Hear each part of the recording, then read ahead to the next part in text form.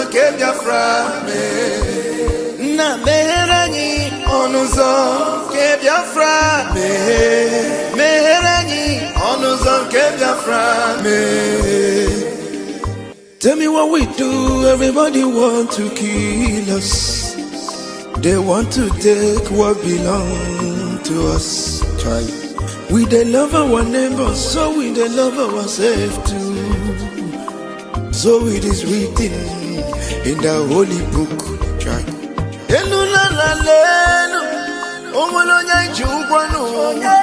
You find a channel, na meheranyi biko kodo onyolu welu kwonu aya na meheranyi no onyolu welu kwonu onyo chai chukwu kikele anyị na bogi bia nyela anya. The time is now. We want to go. Remember your promises. Oh, na me oh, onuzo ke Biafra me. Meherani onuzo ke Biafra me. Na meherani onuzo ke Biafra me. Meherani onuzo ke Biafra me. Ndi romara anyị gburugburu anachi wepụ ndụ anyị n'ike. Shata. Oh, they are holding our lead. Mazinambika. Now is Prime Minister. Mazin Simon. We shall rise and defend our land. The land of rising sun is our hope.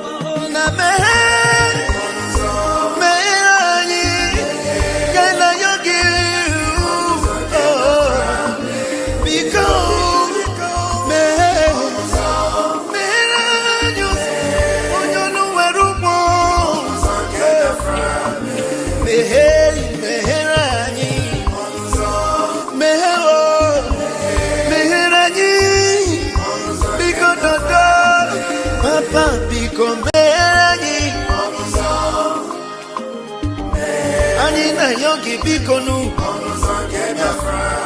sitende muziki kame iwele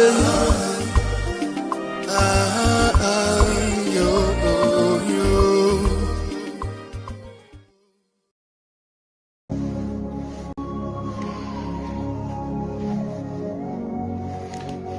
Ezi onye nwe anyị na Chineke nna nke pụrụ ime ihe niile, Chukwu okike abịa ma bụ onye anyị na-efe na-agọzi aha nsọ ya, onye ọbụla ya na-achị, onye mmụọ na mmadụ na-erubere isi, onye ọbụla ya bụ ọka aka. Ụbọchị ene ka anyị na-etuga eze ebube dị ngọzi, mmalite na ọgwụgwụ. Ndị gboo wee tụọ gị ebighị ebi, onye nwe m, ụmụ gị wee gbakọọ n'ụwa niile iwe nara ozi ọma nke gị onwe gị n'ezi ha site n'ọnụ mmadụ dị ndụ na nke ebere dị ngọzi. Anyị wee na-asị na onwe ihe ọbụla nke anyị onwe anyị bụ n'ihi na ọ bụ anụkpa ahụ sọsọ ka mmadụ dị ndụ bụ. Ofu ụbọchị anyị ga-anwụ, maka na okwu nsọ gị na-adịgị ma ruo mgbe ebighị ebi, n'ihi na okwu gị niile ga-abịarịrị na mmezu. Ọbịa mere Biafra ga-eji wee bịa na mgbe nke anyị. Anyị wee na-akpọkụ uwe na-arịọ gị na-asị, lekwa ude nke anyị na-asụ n'akwa nke anyị na-ebe ka o metụta gị n'obi.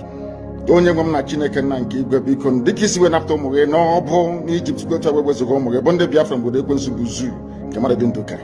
Anyị wee na-aja gị mma, na-asị gị n'ime ọnọdụ anyị na anyị ga-ekele ha nsọ gị, wee nye gị nsọpụrụ ụtọ na-eji ama mgbe niile, n'ihi na anyị enweghị chi ọzọ ewezuga gị. Anyị nwe anyị anaghị efe arụsị. Ọbịa mere iji wee na-agọzi nsọmụkwụ anyị niile. Ọbịa mere IPOB ji wee gbaa mgbọrọgwụ n'ụwa niile. Anyị anaghị atụ egwu mmadụ dị ndụ. Anyị wee na-eto gị eze ebube dị ngọzi, sị gị biko gbatara anyị ọsọ enyemaka. Ọ bụ naanị gị bụ onye anyị refe nwa anyị bụ isi ala nye, ka i wee napụta ndị gị n'ọbụ nke ekwensu. Anyị wee na-enye gị ofe na nsọpụrụ Naija, ma na-asị, lekwa ka ndị iro anyị niile ka kasị wee baa ha ọnụ, ha wee daa hapụ ikoni ọzọ. Obodo ekwensu bụ zu ala nwekwa n'ihi eze ebube dị ngọzi. Anyị ọnwa anyị bụ ụmụ gị wee na-akpọkọ ha nsọ gị, na-asị na enweghị chi ọzọ ewezuga gị. Anyị wee na-aja gị mma, wee na-eto gị, na-asị onye kere ihe niile kere eke, mana onwe onye kere na n'otuto niile na nsọpụrụ niile na ịja mma niile site n'ebighị ebi, mara onye ka a na-arịọ gị. Ise.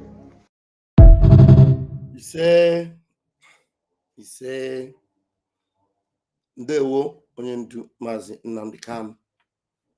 Thank you for joining me tonight. It's been a long day, and honestly, since today, I'm coming live for the first time, and I want to give Chukwu Kabiama the glory for all he has been doing for those that couldn't fight for themselves. Now the Almighty Chukwu Kabiama has sent helper for those of you, my brethren, that are trapped in that evil country called Nigeria, the most evil country under the face of this earth, the unbelievable country on the face of this earth. And tonight, one of the main demons in Nigeria that is still alive, the worst institution, the worst person that have happened to the institution of Christianity, because he is not the institution, he is the worst thing that have happened to the institution of Christianity in Nigeria. His name is E.A. Adeboye. This fellow is even worse than, some of you are angry with Sheikh Gumi. This one, Onya, Onya, the more ruthless than Sheikh Gumi. The fact that Christianity is supposed to be a religion of love, of care, and of love, concern, of passion and pity.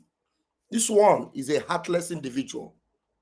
I wonder how Christianity can have such a person behaving as a leader in Christianity, and you people are keeping quiet.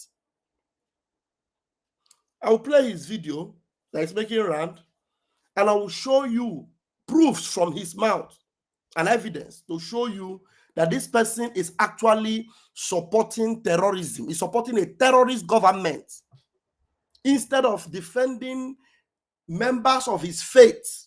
He's rather defending the government that want to annihilate members of his own faith, Christian faith. He's supporting the government that are ruthlessly going after Christians to exterminate them.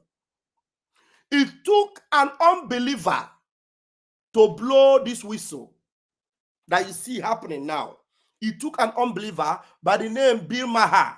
Bill Maher is an atheist.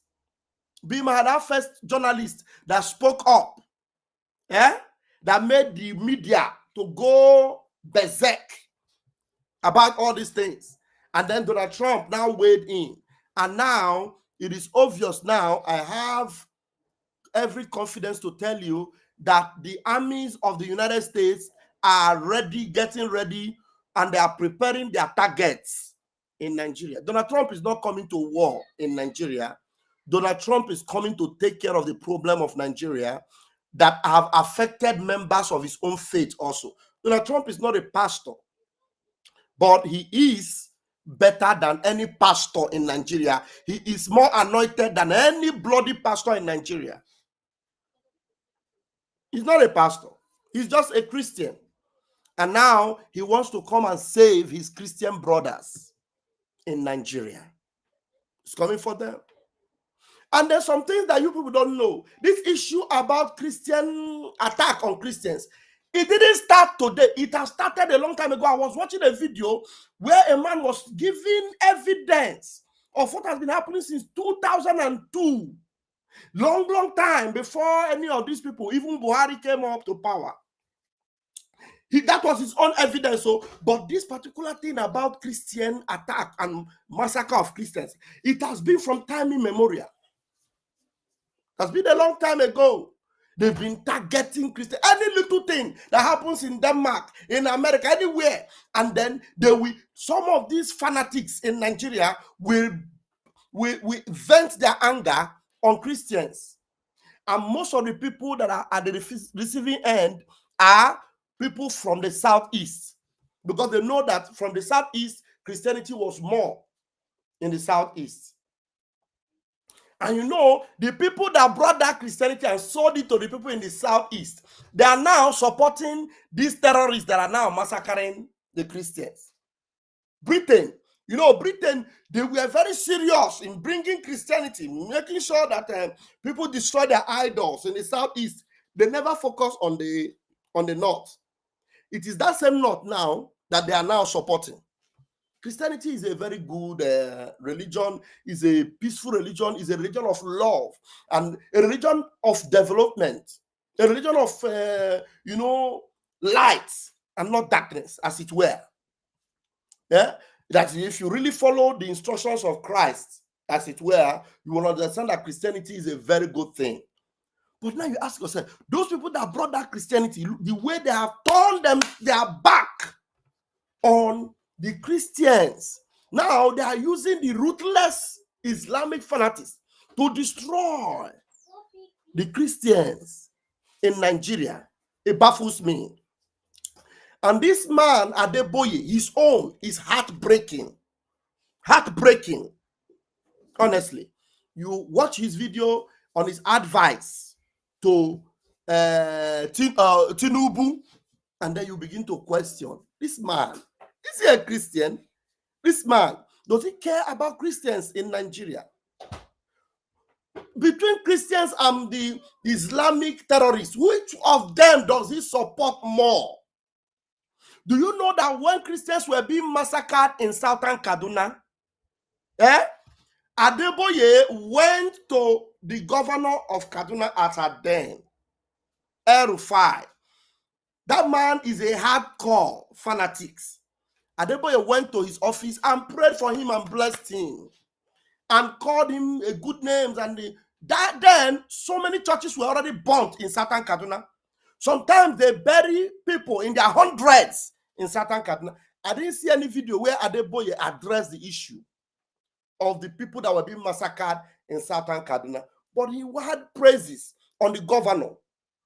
A governor who admitted that part of his state have already fallen under the hands of bandits. And they are under the control of those bandits. And there's nothing you could do about it. A governor who admitted that they have peace treaties or deal with the bandits in Kaduna, and that they were paying them money to pacify them.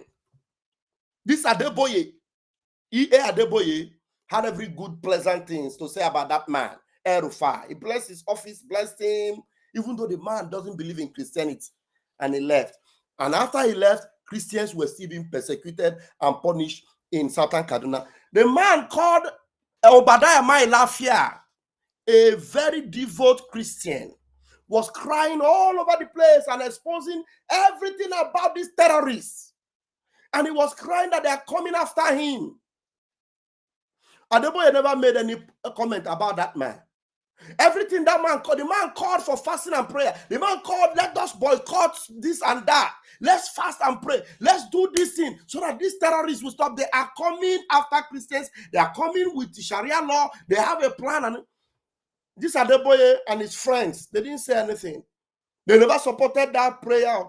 That man was assassinated, very discreetly, subtly, and he died.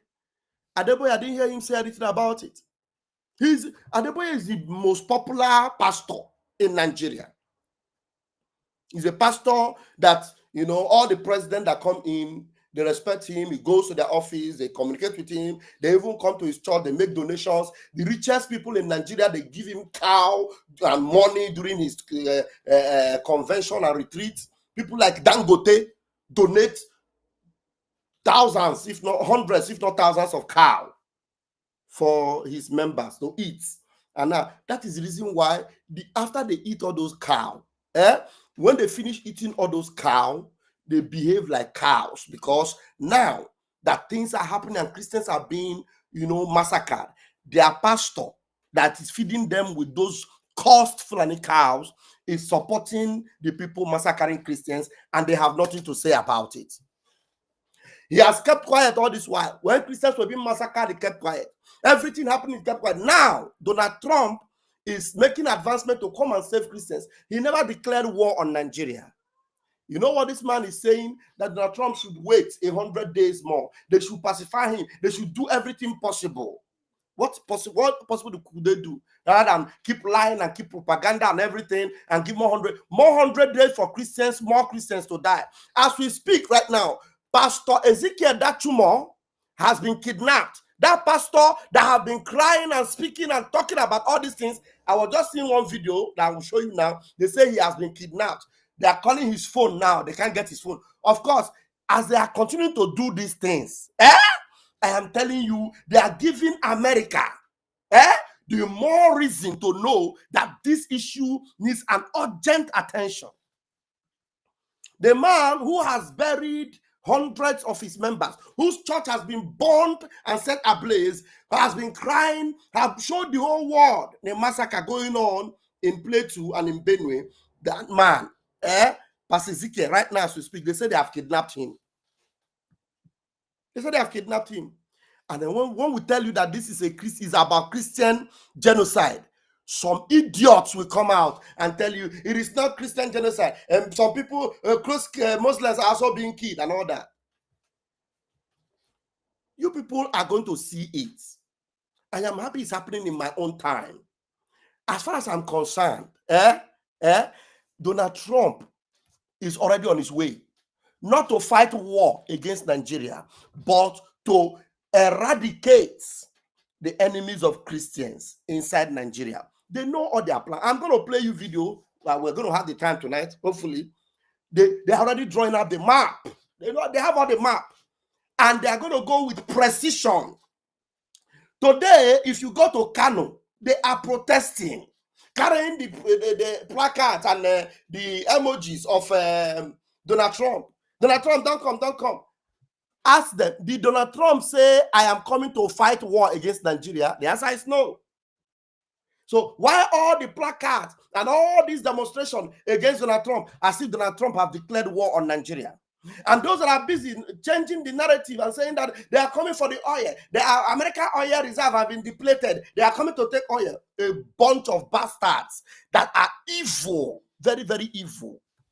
Even if America are coming for oil, that your oil you have in Nigeria, has it benefited you?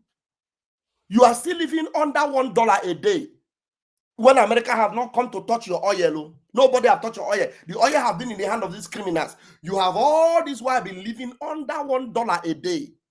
Go and check. People that you have, we have oil more than them. Places like UAE, Qatar, and all these people. Go and find out how they live, how they are enjoying their lives. You are defending your evil leaders. Now, let's begin. A lot. That's why I need to make this an open mic tonight. When I finish establishing this, I'll make it an open mic. Please, I want you guys to come in, call in, and update everyone. Let people, everyone must be current. The update on Twitter is too much, that I don't even know the video that will come before another one. The one I will play and play after, or the one that comes before, or the one that will come after. The updates are too much. But we're going to take it one at a time. Let's quickly listen to what this shameless man, Adeboye, had to say. And then after that, we will be back. If you go on Joseph Okechukwu's this thing, oh my God. The person who wrote President speech saying that like him. Okay. All right. I think he's still talking. But first of all, let me play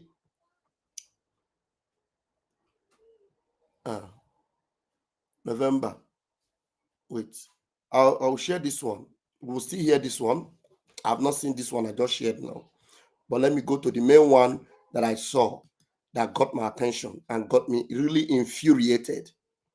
Got me really, really infuriated, really, really mad. All right, let's go. All right.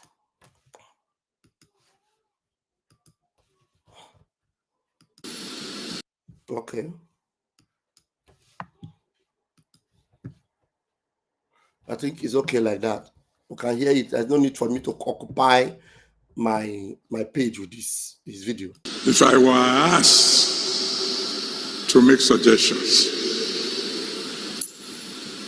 I would say quietly to our government.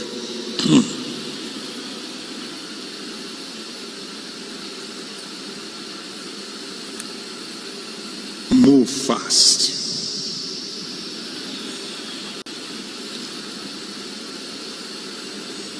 Move diplomatically. Move wisely.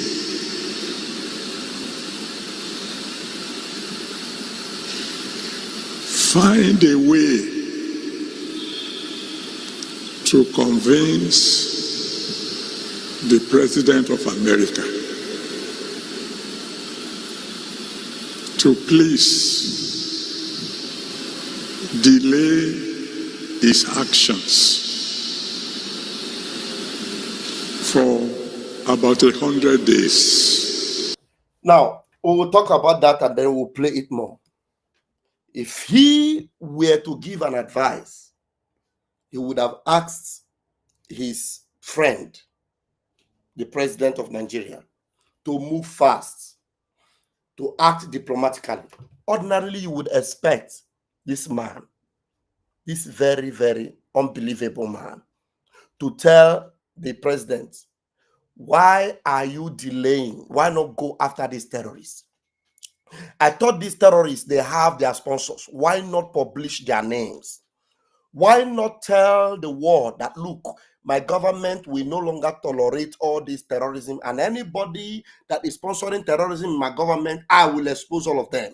And then why not immediately show action that you are bombing these terrorists because you know their hideout and their location? Why not declare immediately state of emergency in those areas where those terrorists have taken over villages and have eradicated owners of the land? Why not go there, chase out those terrorists from the land they occupy, make arrest of those that are sponsoring them, eradicate the terrorists, bomb out the terrorists? You don't give terrorists chance because they don't repent. Bomb them out. What is that not what you are supposed to be saying? But you hear what this man is saying. I would advise, move fast. And as you are waiting to hear that the move fast is for him to take action against the terrorists. No, they are not supposed to move fast and take action against the terrorists. They are supposed to move fast diplomatically. Are you listening to this devil? Move fast diplomatically, move fast and appease the government of America, the president of America. Tell him to hold on for 100 days. Now, ask this son of a Satan, is Donald Trump to hold on because he declared war against Nigeria? Is this man not supposed to ask him, get in touch with America, work with them, cooperate with them, and let it be fast? In fact, this shameless son of Lucifer is supposed to be telling the president of Nigeria, collaborate with the American government and make sure it happens fast. Show them that you are not covering up for these terrorists. Let them give you the intel they have, and then you give them your own intel. Locate all the hideout of these terrorists. Hit them and hit them strong. Show the will that you really do not want this terrorism to continue. You really want it to stop. You would have advised the shameless president of Nigeria that, look, all this your propaganda that you are doing up and down and covering up and calling people, calling people to protest, allowing protests against Trump, but you will not allow protests against the government who has been suppressing and destroying people's lives. They have allowed protests against Trump in Kano. It is massive, very big, no tear gas. People are carrying. You are provoking a sleeping lion. People are carrying the emojis of Trump in Kano. Everywhere you see them, they are protesting to show you that these are a bunch of terrorists. They really need an attention, and they will get it. When people were protesting, planning to protest, free Mazi Nnamdi Kanu now, free all the prisoners of conscience you are holding. What did they do? They have not even started before police started releasing tear gas. Go to Kano today, you will see heavy protest against Donald Trump. a man that is coming to defend defenseless Christians. And this son of Lucifer that calls himself a pastor, instead of him to come out and say, President, act fast, to cooperate with America. In fact, all this unaliving of Christians in Nigeria should stop. Because Christians, you know, they don't want to fight back. You know what they teach them? The Bible says to them, if they hit you here, turn the other side. If they take your cloth, give them your box. So, you know, they cannot defend themselves. Please cooperate with the American president. He is fighting for the defenseless Christians. You would have asked the President Tinubu, hope you know your wife is a Christian. And it will not be a good thing, that the faith that your wife is practicing, that they want to annihilate and exterminate them. So it will not be a good thing that you are keeping quiet. Muslims are being, enjoying, and Christians are suffering. Because it is on record that most of the people, most of them, when they kidnap all these their victims, they separate the Christians from the Muslims. And then some of them, even when they collect ransom for the Christians, yet they will unalive them. Why? Because they are Christians. And this shameless son of Lucifer is telling Tinubu, act fast. And you need to act fast. You tell President Trump to delay for another 100 days. What is the reason of delaying for another 100 days?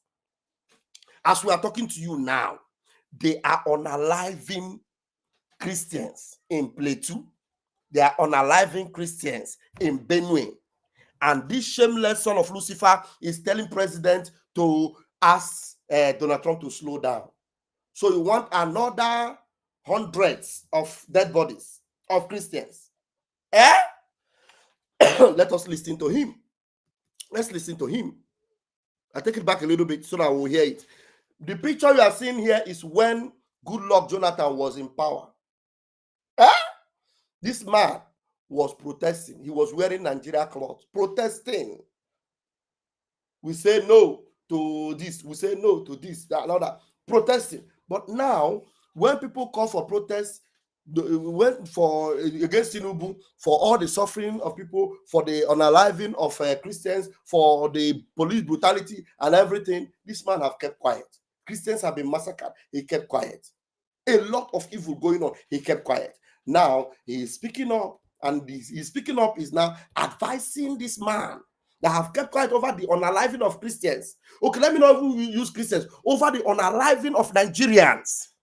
And it's now saying that the man that is coming with evidence and with intel of every location, all these terrorists and their movements, you are saying that they should tell him to hold on for 100 days. 100 days that you will use to do what? What will that 100 days serve you? Let's listen to him. To convince the President of America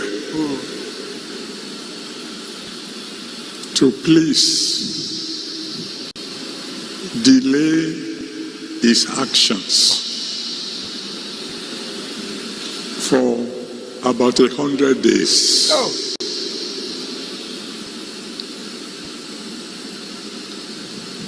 And then come home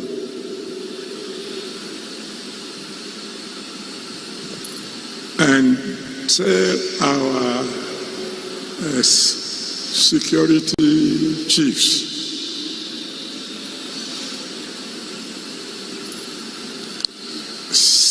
get rid of these terrorists within 90 days or resign, which would lead me to my next advice to our government. In case there's any of you who can get across to them. Wait, look. This man say his advice to the government in case there's any of you who could get across to them. This man is the closest friend of Tinubu. Tinubu's wife is a pastor in his church. If this man wants to see Tinubu today, he will see Tinubu. I'm not asking to go and see Tinubu because it doesn't make any sense. You see the liars you call pastors. He said in case there's anyone that will get to them. Now he's making this one as a camouflage.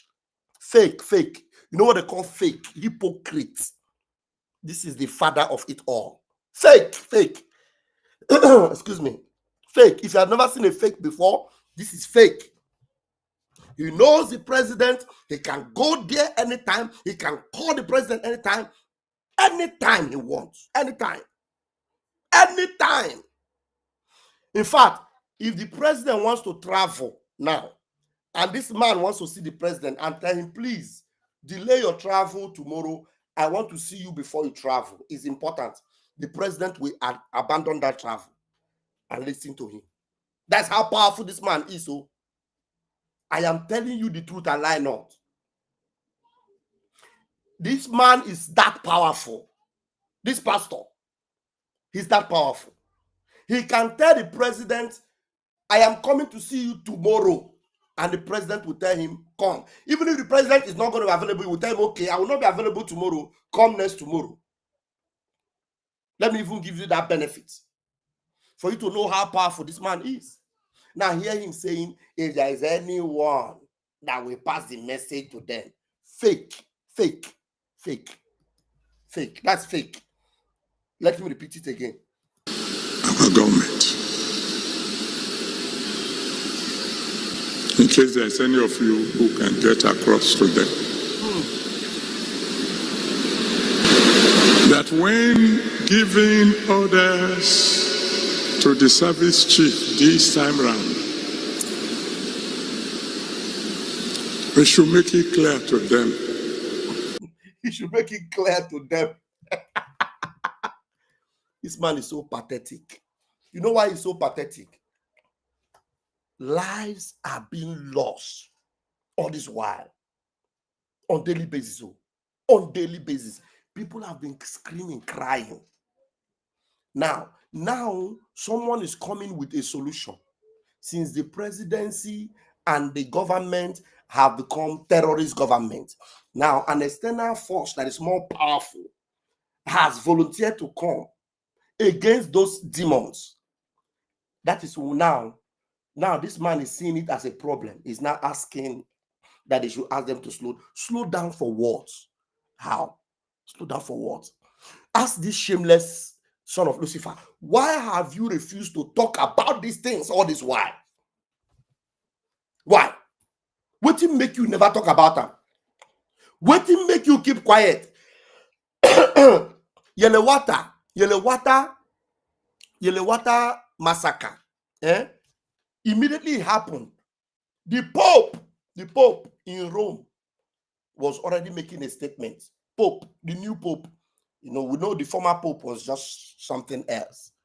The new American Pope was already making a statement about yellow water. This man was quiet in his church in Sangota, Abi in Ogun State, Abi Lagos, wherever. Now, lives are being lost daily. Yeah. This guy is just evil. I just see him. I'm telling you, this guy is the number one problem. Number one. Because most of the zombies that are calling themselves Christians that attend this church, those people he's talking to, he has used their brain. I have told you people on this platform, that these people, you eat meat that you don't know are being sacrificed to demons. They sacrifice the heads of the cow they give to them every August. They sacrifice them to demons. And after they cut the head of these cows and sacrifice them to demons, you people go and eat this cow. And those head of cow that they throw to demons to eat, as worms are eating them up, the way the worms are multiplying, all of you multiply yourselves and you see yourselves in his business center and you say you are worshiping God. You don't know that you are just the seed that came from that evil sacrifice.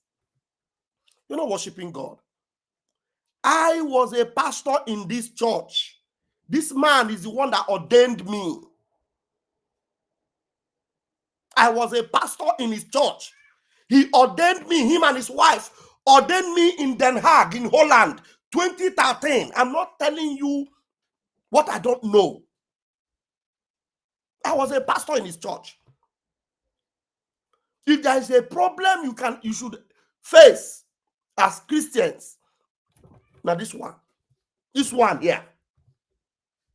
You keep quiet, you see this is sympathy for a Jaga bandit. You see sympathy for a terrorist government. That's what you see here. Support for a Boko Haram government. That's what you are seeing here. In solidarity. This man is not in solidarity for you Christians that are being massacred. He is in solidarity with the government of Nigeria. That's how evil it is. Instead of being in solidarity with the Nigerians that are suffering from the government, he is instead in solidarity with the government that is persecuting and punishing the people. That's why I see him as the evil. I'm telling you, I have no reason to say what I don't know. Now listen to him. To the service chief this time round, we should make it clear to them that they are not only to eliminate the terrorists, they should eliminate their sponsors. Now, this man is just very pathetic. The service chiefs should not only eliminate the terrorists, they should eliminate their sponsors. Pastor Adeboye, do you know who their sponsors are? The vice president of Nigeria. Do you know who their sponsors are? Some of the governors in Nigeria. Do you know who their sponsors are? Most of the ministers in Nigeria. So service chiefs should go and be gunning down service ministers and governors. The president knows the sponsors. And you, Adeboye, let me tell you, the United Arab Emirates released a list of 400 people that are sponsors of this Boko Haram. And they are part of the government. Comrade Kunle Olawole, the comrade, Commodore Olawole Kunle, reminded you that the people that are sponsoring this Boko Haram, that they are still in the government. Make it clear to them. You are too fake, and I wish God punishes you. I just wish God makes it fast to punish you. And one funny thing is that this man doesn't believe in God. They are not serving God. They are serving Mammon. Their God is Mammon. They don't even believe that there is God. That's why Chukwu Kikabiama will show them that he's the true God. You see what Mazi Nnamdi Kanu is saying inside the court? All those things, this shameless man, he will see it too. He will see the transversy of justice going on against Mazi Nnamdi Kanu. He will see that his government, Tinubu government, they are holding a man that Boko Haram, the impostor, kidnapped from Kenya. Tinubu inherited it. Why would this man not tell Tinubu, hey, this man you are holding is an innocent man. Every day he will be praying inside that dungeon. He's praying. All his prayers will be working against you. After all, you don't even know the meaning of prayer. You're a shameless man, an occultic evil man. Because if you know the meaning of prayer, you will know that Mazi Nnamdi Kanu, as holy and as honest as he is, every prayer he makes to God concerning Nigeria, God will answer it. And Nigeria are suffering because of that. Are you not aware that this repercussion on Nigeria today is because of the prayer that Mazi Nnamdi Kanu is making against Nigeria? Okay, you don't know? You will see. The Mbadang round will soon hit your head, so you will understand. Very evil people. I finished playing that video. Have I put the link? I need to put link because there are so many things. I saw Don Azza analyze Mazi Nnamdi Kanu's letter. I have not listened to it. I hope it goes well when I play it. Because I like listening to videos before I play it, so that if it's not of interest to us, we'll leave it. But I'm going to bring it with and play it. Let me see. But let me first of all put link in case there are people that knows this man and understands him better than I do, so that they can also come and lend their voice. Because, you know, I may be telling you that I was an inner caucus, I was ordained by this man. There may be family members that are here that knows him very well. Because those days when we were talking about him, I never even knew that the man was a Muslim before. And I want to tell you that this man is still sympathetic with Islam today. You understand? So I can boldly tell you what happened. The link that I posted, it didn't enter. Let me see.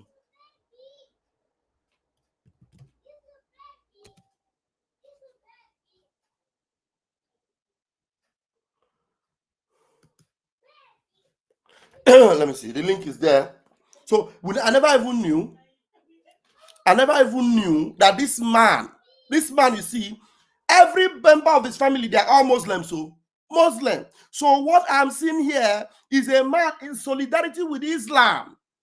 His first support is for Islam. He would support Islam ahead of Christianity.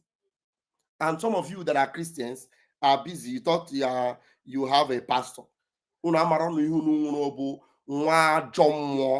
know, that is destroying all of you, destroy your destiny. You think you are going to church. You think you are going to church to pray. To pray to who? Eh? To pray to who? I think I need to see. Okay, I've already liked this. I will play this video. Yeah, please, the link. Okay, I think I have to pin it on Raf Chamaka's TV. I've pinned it. There are so many updates, my people. There's some videos I saw today. Mommy said those. The link is there, please. Bros, those pastors can't. They are under Mammon's bondage. Of course. Their God is Mammon. I know that for sure, Mommy. I know. Their God is Mammon. There's another video he did here. Hey, look, if you see the way these people are threatening Donald Trump, let us see this video, whether he said anything here. There's another one he said in that program that somebody else posted. Let's see what he said here. Let's quickly see what he said here. Okay, go ahead. I almost spoke last month when I heard the speech of my in-law, the president. When I heard the speech, particularly that section that spoke about security, and you can go and listen to it again, where I heard... Did you hear that he mentioned that my in-law? So the president is his in-law. So this man and the president, they are 5 and 6. And how can you be talking and you are telling congregation that in case there's anybody that knows them here, you see that he's not sincere. He here told you that the president is his in-law. Listen to him again. I almost spoke last month when I heard the speech of my in-law, the president. Of my in-law, the president.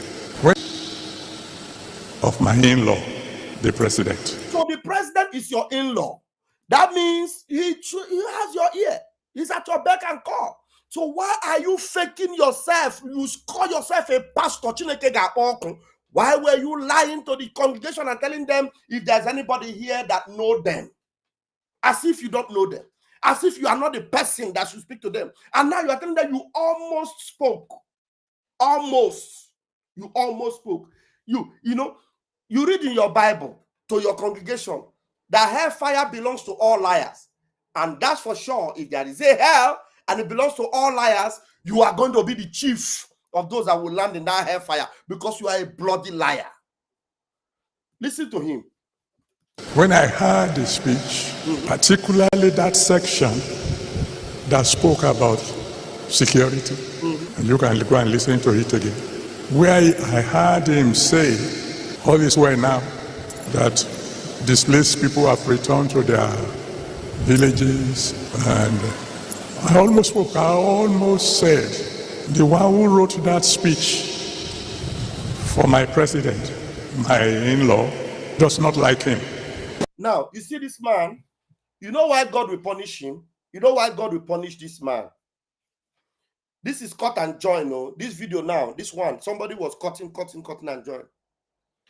Your in-law, the president, came out openly and told people that all is well now. In fact, your in-law even told them that the economy is good, that Naira is better now.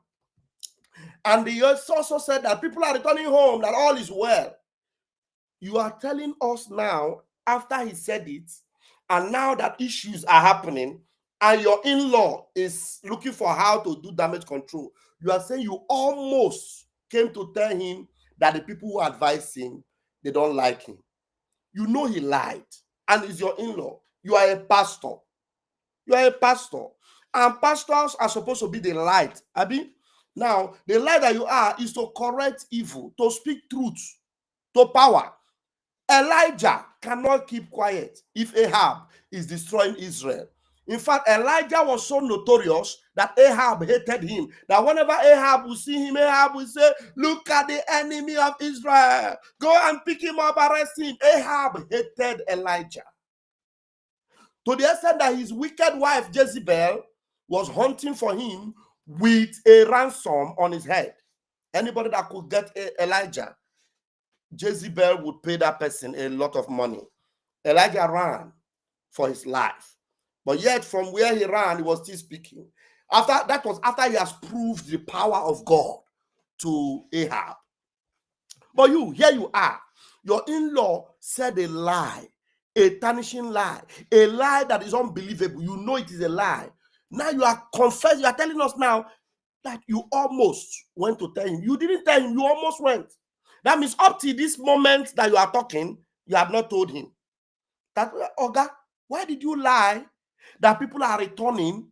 And do you know one funny thing? The people that your in-law is talking about are actually men of the same faith with you. Those that have been displaced are Christians. Majority of them Christians that are in IDP camps. And do you know that some of them that were in that IDP camps, as they were still running for their lives inside IDP camp, terrorists went there and attacked them again inside the IDP camps. And you know that the people that displaced them have already occupied their homes. And now that your shameless in-law came out, that your shameless in-law came out and then lied to the whole world that everybody is okay now, people are returning home. You knew it was a lie. You never corrected him then. Now he's sitting on a hot seat. You are now coming out to say, I wanted to go and talk. I was about to go and talk, but I did not talk to my in-law. That the people that told him lied to him. God will punish you 1,000 times over because you are a deceiver. You are a deceiver. I've told them so many times that if these people are serving the true God, me, I for don't die. Do you know how many years I've been exposing these bastards? You know how many years? Go on my Facebook. Before ever I joined Biafra struggle, my war was against these charlatans. I call them charlatans. Go on my Facebook, Rafael Chamaka Jere. Go back 5 years ago, 6 years ago, 7 years ago. You will see my videos on these bastards that do not believe in God. They come on the pulpit, they call the name of God, but they don't know God. They are all evil. If there's anywhere called hellfire, they will get there first before any other person. See them. I knew, but I wanted to, but I did not. Now, many people have lost their lives. They are still losing their lives. Look at the way you are talking. You are sympathizing with your in-law who has taken the lives of Christians and making caricature of everyone, lying to everybody. And you did not rebuke him. You did not correct him. You are coming out to say you would have come out.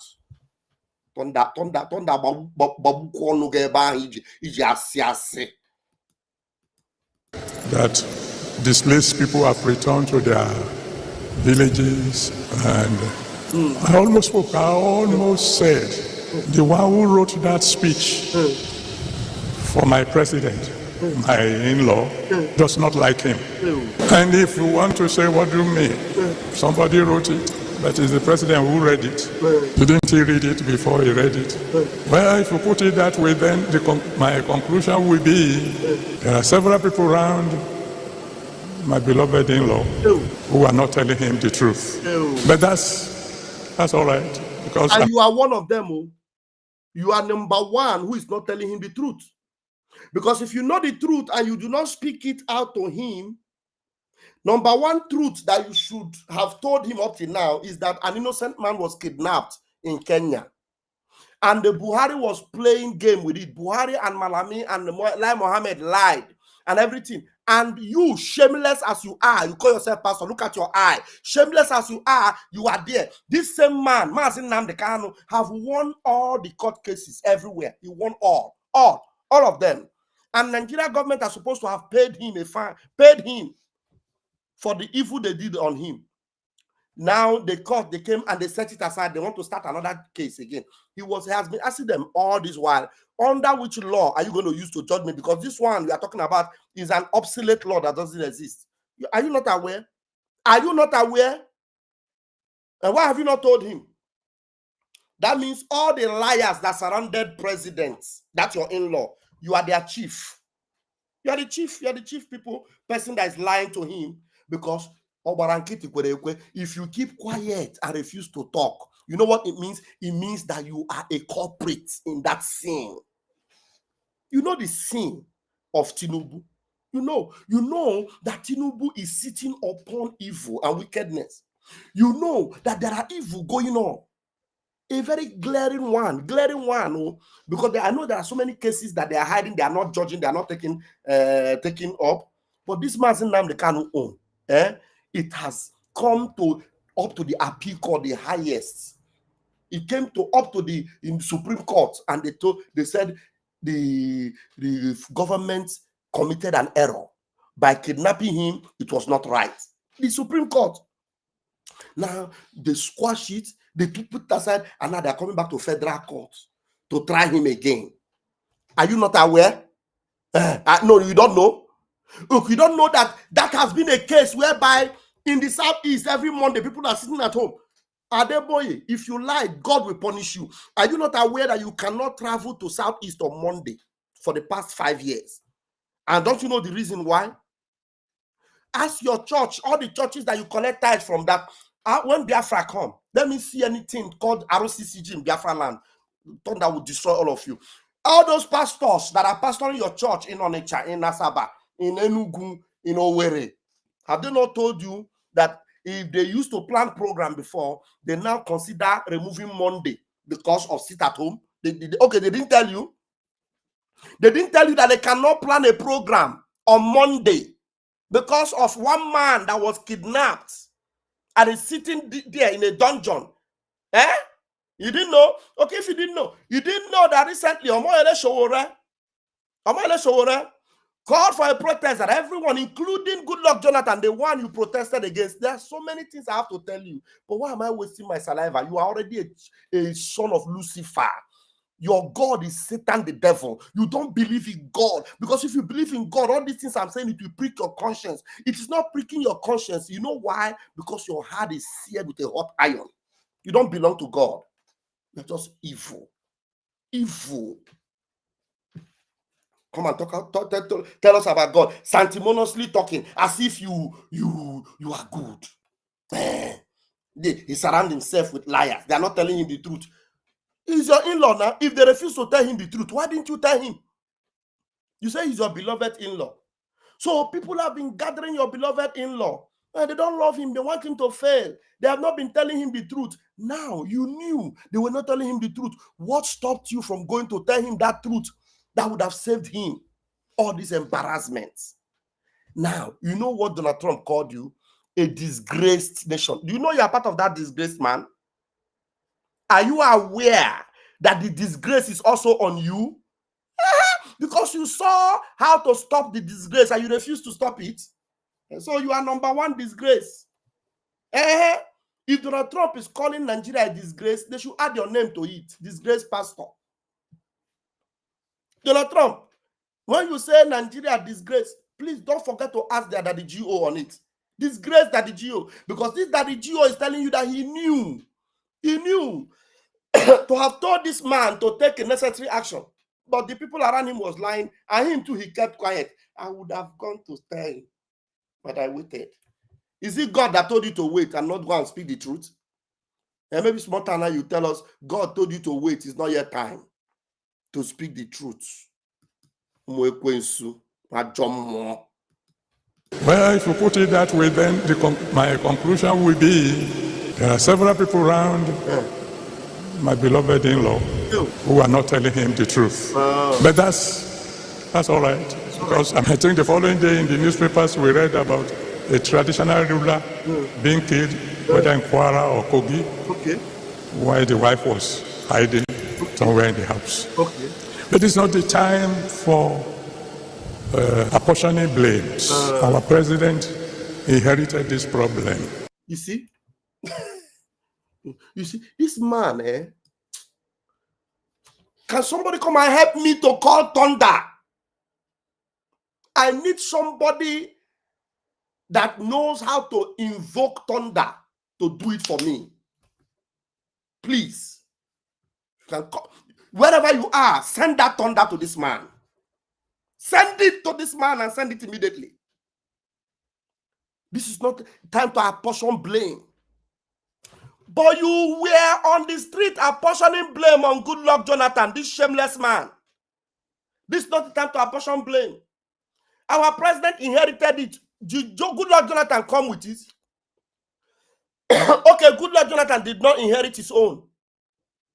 It is Tinubu that inherited his own because he's your in-law. Goodluck Jonathan was taking care of the problem. He was going after them. And some bastards were sabotaging him. Your in-law was far away in America, calling America to come quickly, that Goodluck went to destroy everywhere, that Christians are dying. Now it is his turn. Something he inherited. Abi? Okay. He inherited it. Now, help wants to come for him. He's running away from the help. Okay. Did he inherit it to continue with it? He inherited it.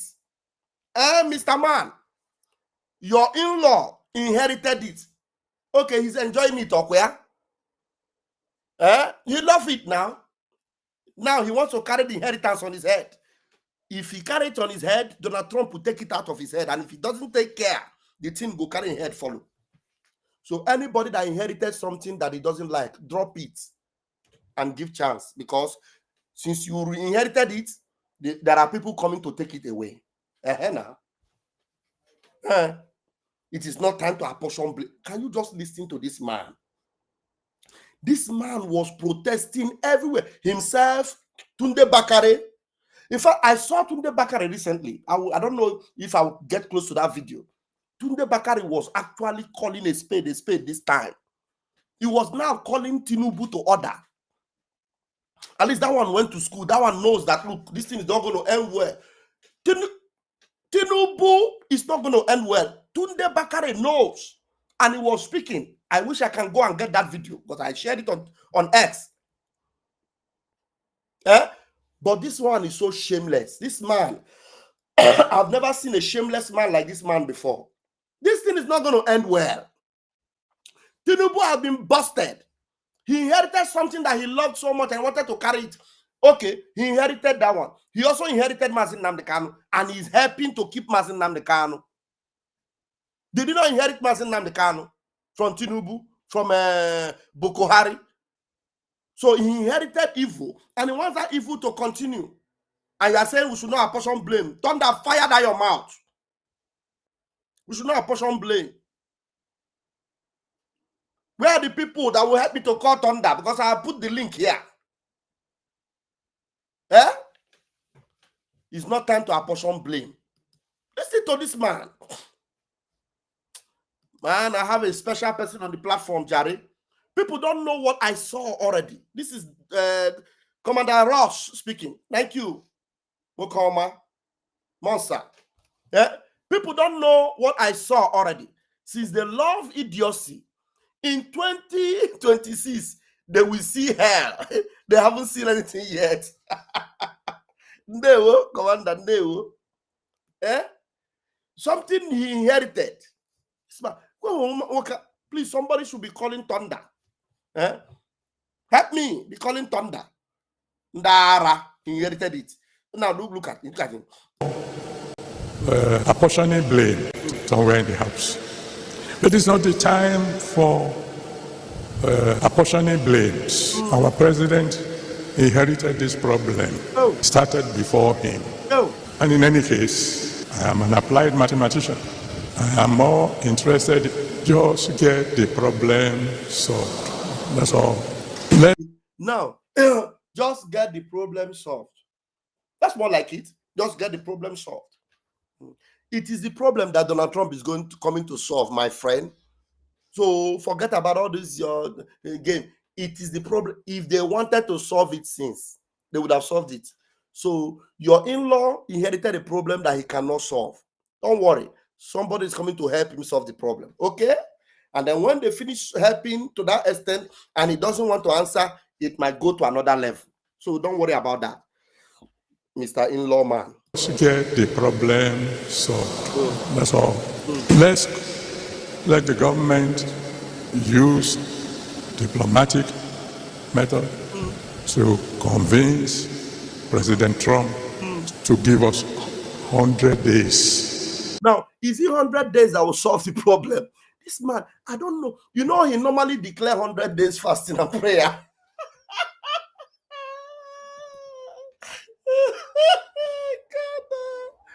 Adeboye, Trump doesn't do 100 days fasting and prayer. Okay. The man thinks now 100 days fasting and prayer.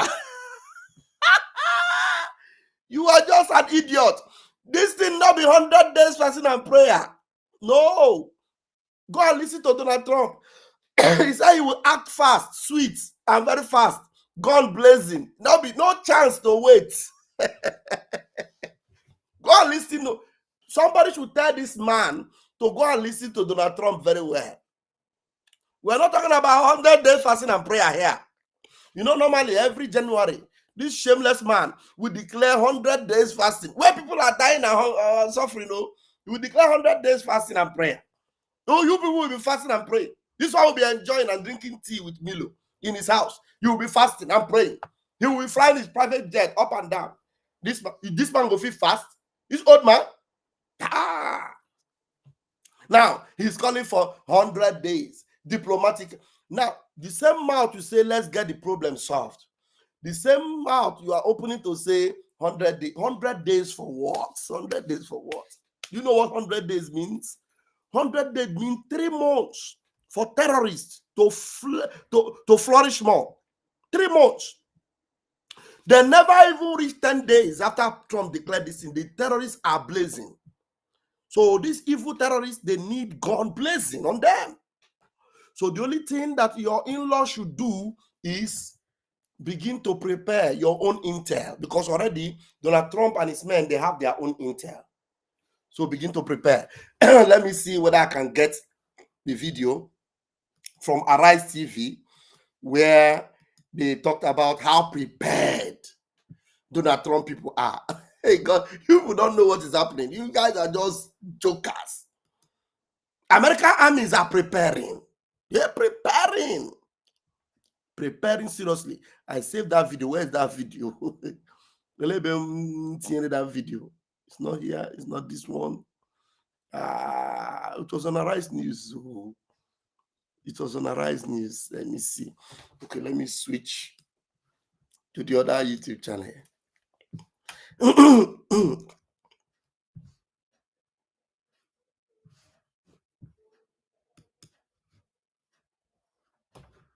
Let me see.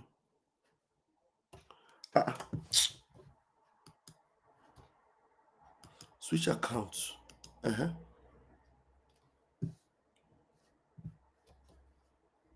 Okay. All right. Like videos. Yes, I think this is it. Trump penetrates. Trump plans military strike. Okay. I think it's this one. Okay. I think it's this one. Hold on, guys. Guys, this one now. This night, eh? Now we this night. Now we this night. Now we this night. Just,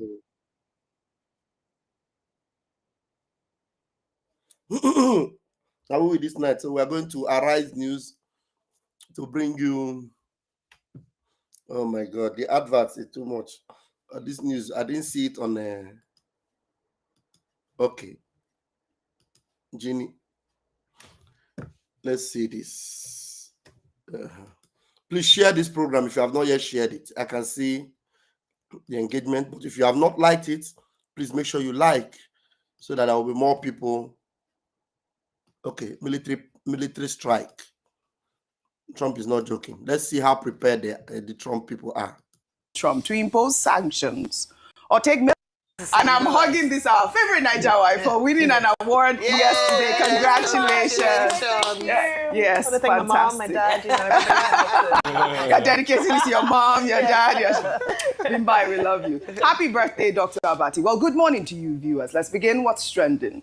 We're continuing our coverage on the recent threat by U.S. President Donald Trump to impose sanctions or take military actions in Nigeria over allegations of Christian genocide in Nigeria. Well, according to the New York Times on Thursday, the United States military has drawn up contingency options for potential on-ground strike to intervene in Nigeria. Are you listening? The American people have drawn contingents. Okay, and the 100 days. Please bring the 100 days people. Let them come here.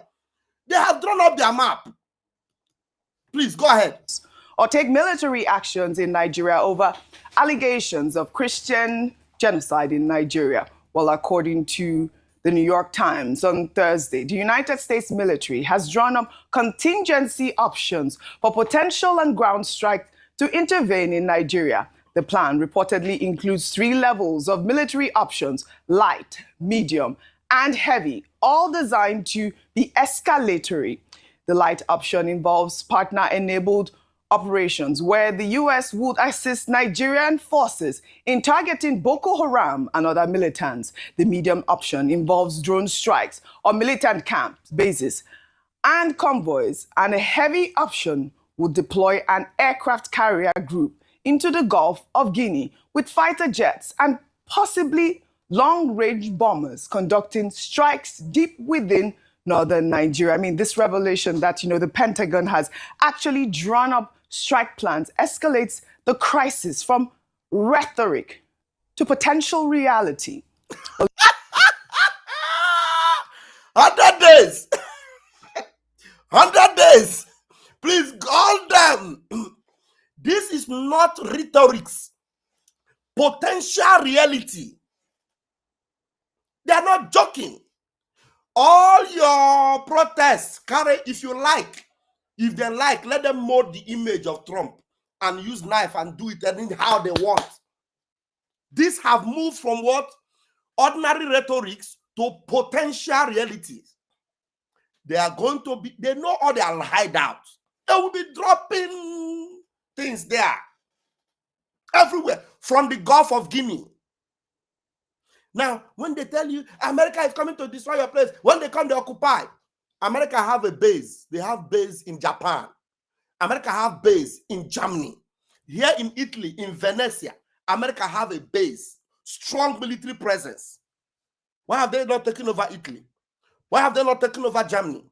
Why have they not taken over Japan? Ndara, ndara. You people are mad. 100 days. For terrorists to continue, God punish devil. God punish devil. America is ready. They know where to strike. They know where the terrorists are. This is the reason why Donald Trump tell you they will come in with gun blazing. He said it will be sweet. It will be fast. It will be quick. Do you know the people crying? I will show you some posts. Gumi is saying America should not touch our brothers. They are openly telling you now that the terrorists are their brothers. To the extent Gumi was saying, whenever we call the terrorists for peace talk, they come. They are not like IPOB. Nigeria. And a shameless pastor who is seeing all these things is busy telling you diplomatic, tell Donald Trump to slow down. You think Donald Trump is coming to eat akara and beans? You think he's coming to eat bole? You guys must be joking. Now, the pastor that is supposed to have been speaking out, they have kidnapped him. Pastor Ezekiel. That's what I heard. I saw a post, which I hope I will remember to play it. They said they have kidnapped him. I don't know whether that one is urgent for me to play, but let me just play a little bit of this one. Maybe that should be the next video I will play. Listen to what America is ready to do. They mean business. This will not be joke, not be talk. Make I repeat them again so that make Adeboye and in friends they hear them. In Nigeria over allegations of Christian genocide in Nigeria. Well, according to the New York Times on Thursday, the United States military has drawn up contingency options for potential and ground strike to intervene in Nigeria. The plan reportedly includes 3 levels of military options: light, medium, and heavy, all designed to be escalatory. The light option involves partner-enabled operations where the U.S. would assist Nigerian forces in targeting Boko Haram and other militants. The medium option involves drone strikes on militant camps, bases, and convoys. And a heavy option would deploy an aircraft carrier group into the Gulf of Guinea with fighter jets and possibly long-range bombers conducting strikes deep within northern Nigeria. I mean, this revelation that, the Pentagon has actually drawn up strike plans escalates the crisis from rhetoric to potential reality. Well, in the meantime, United States Senator Tommy Tuberville has voiced his support for President Trump's threat of military action in Nigeria. Appearing on Fox News, the Alabama Republican senator backed Trump's position on alleged Christian genocide in Nigeria, endorsing potential intervention to protect Christians. Would you support U.S. troops going into Nigeria? No, you bet I would. 62,000 Christians killed in Nigeria, 100,000 killed in Africa, 18,000 churches burned. Now, there's a lot of evidence there, and that's probably an underestimate, John, but we cannot allow this to happen to people that can't defend themselves. It's just absolutely insane. If we need to get involved in something like this, President Trump could end that in a heartbeat. This wouldn't be like going into Russia or China or North Korea or President Trump can end this within a heartbeat. Do you know what that means? For President Trump,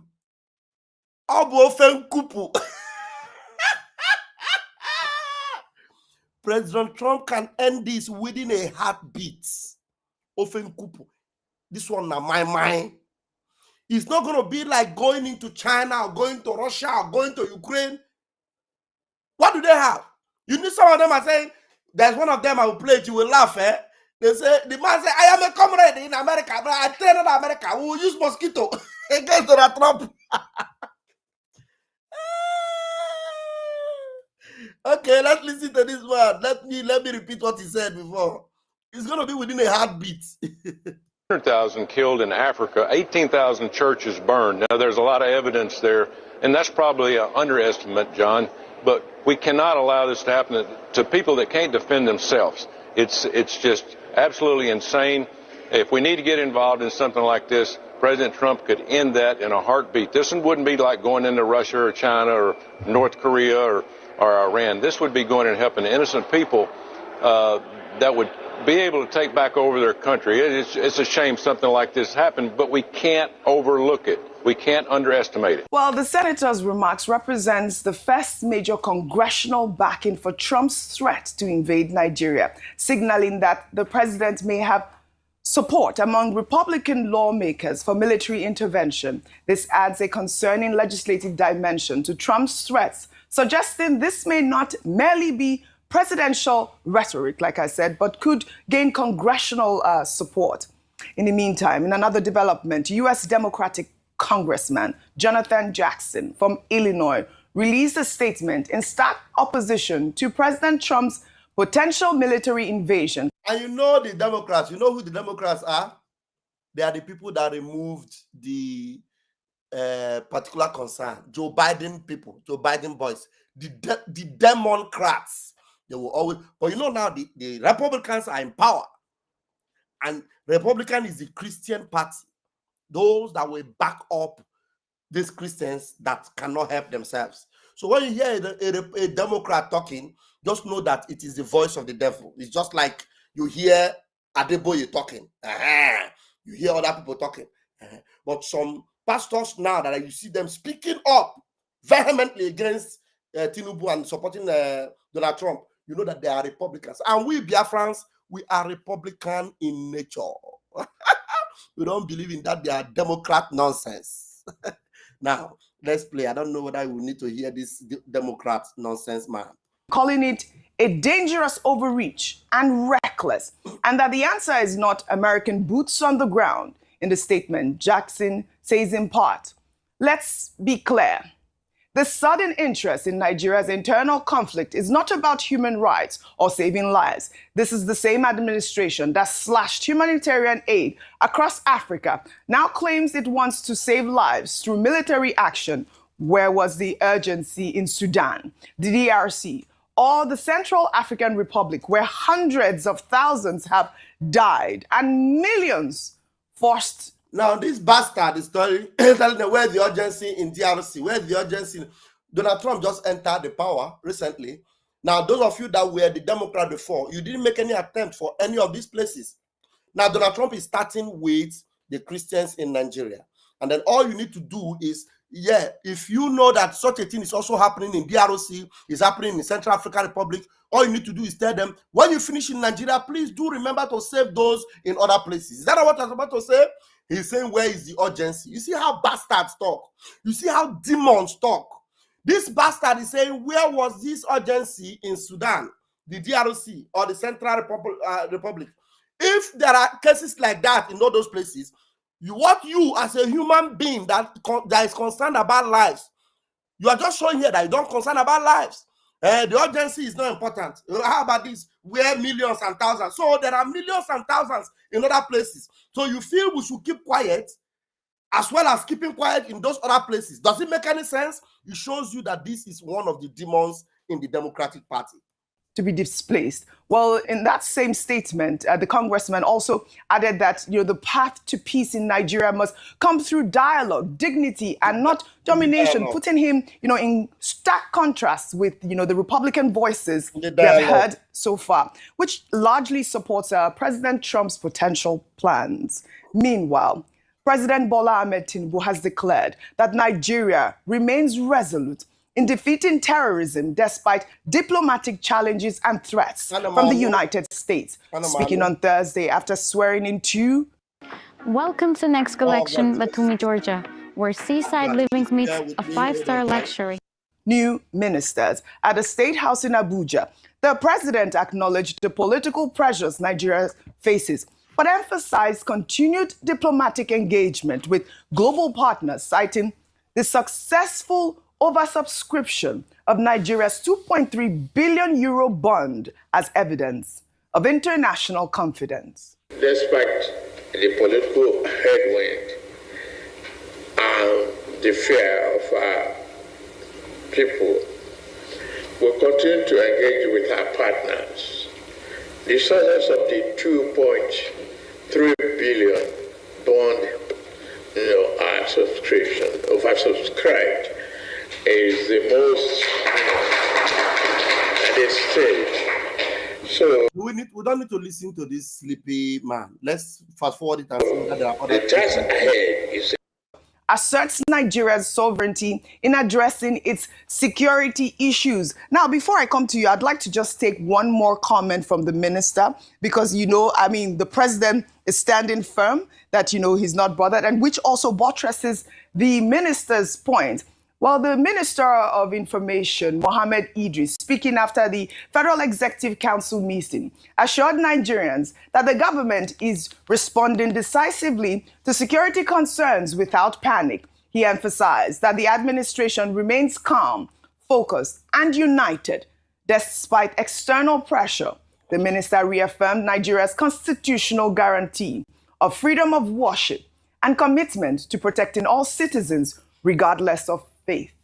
Nigeria is responding to the genuine concerns raised. Now, have we had any discussions with the government of the United States? Yes.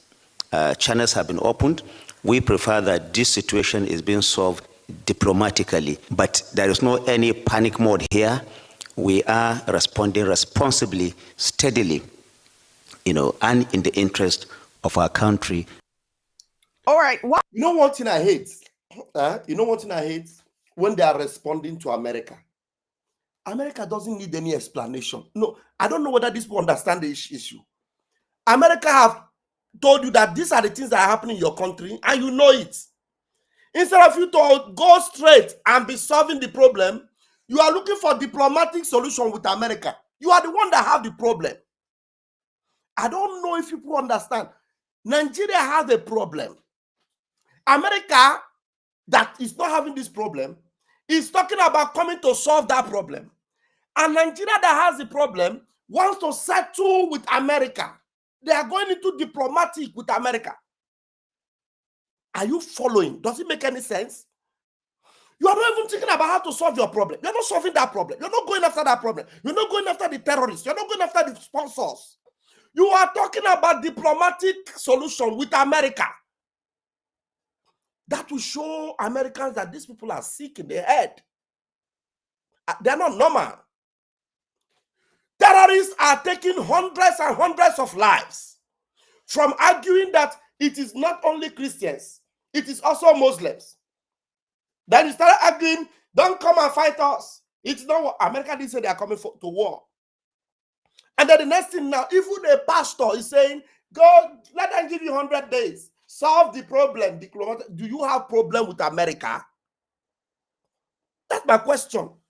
Does Nigeria have problem with America? The last time I checked, Nigeria doesn't have problem with America. They have problem within themselves. And they are actually allowing evil to fester within themselves. People of interest that America is concerned about are dying in Nigeria. Nigeria doesn't care about solving the problem of these people. Rather, they want to go diplomatic. We are solving diplomatic with America. You see how mad they are. You see how evil they are. Let's see here. I really want you to hear what this Minister of Information was saying, and then some of the analysis that came from this journalist. This is quite reassuring, Ayo. I mean, it's good to see that the presidency and also the president is willing to collaborate at this point, reassuring Nigeria that there is, of course, like he mentioned, the constitutional rights to practice religion freely. But we also have the conversation. Constitutional rights to practice religion freely. So it is now that people are dying because they are Christians. You are reminding people that constitutional right, was that constitutional right not there before? Okay, this constitutional right is just in paper, it's there. But Christians are being unalived every day. All these people, I want to listen to Rufai, what Rufai might have to say about this. About the Sharia law and the blasphemy law, which is, almost embedded in the constitution, in the Nigerian constitution. I'd like for you to buttress that part of that Section 38 of the Constitution guarantees religious freedom for all Nigerians. And it says that no state, part of it is that no state must have a dominant religious. Nigeria is a secular state in essence. It means that if I'm a Muslim and I live in the north, south, east, south, I should be able to practice my religion without fear or discrimination. If I'm a Christian, as a Christian, I am able to go to any part of the country and practice my religion without fear, discrimination, or enticement or forcing for me to move away to another religion. Now, these are some of the issues that have now come off. And I've talked about it is high time we start to have these uncomfortable conversations, Yes. OG. And I believe that this incident, sad incident, gives rise to us to correct some things that have not been right. If you speak to a number of people living, particularly in the north, and I say this with all sense of responsibility, a number of Christians have talked about how some of these terrorist organizations who are termed as Islamic terrorist organizations, the Boko Haram, which is most prominent, actually target people who are not of the faith, so whether it be Christians or moderate Muslims. And that's why you can understand why many of them have talked about their churches being burned, Christians dying, priests being kidnapped, a number of people targeting. If you recall during the last administration of El Rufai in Kaduna State, we know how polarized it was. Christians seem to not be protected at all. Thanks to the governor now, Obasanu, who is doing a lot of work in trying to reconcile fragmented relationships. So beyond this targeting of Christians, it's also the freedom to practice. OJ, in some parts of these areas, they say that when churches, the land is owned by the government, the state government, after 100 years, you can apply for it to be renewed. That there's some churches who go to apply, and there are some policies that silently target religious freedom in these areas. We haven't spoken up for these people. Many times we talk about people who are on certain days or certain religious festivals. We heard Professor Waro talk about that. We have killings in these areas. What does that mean? It means that people are afraid to actually fully express themselves. When you have a state where Sharia law is in operation, how can a Christian... all those cops you are seeing, all those coffin you are seeing, they are all Christians. So all of them, all those people seeing run up at that, they are Christians. Really practice their religion in that area. These are the things that we need to start talking about so that we don't have this narrative of religious intolerance. Beyond that, we brought up the issue of Deborah Solomon in Sokoto State. Samuel, when people were afraid to speak out or speak up, yes, because of yes, she said something that the other faith said, oh, it wasn't of their faith. Yes. She has freedom of expression. I think what was a bigger travesty was the fact that despite what happened, nobody was apprehended. Till today, even though their faces are in public, nobody was apprehended. This man that is showing matches, this is the matches they used to burn Deborah alive.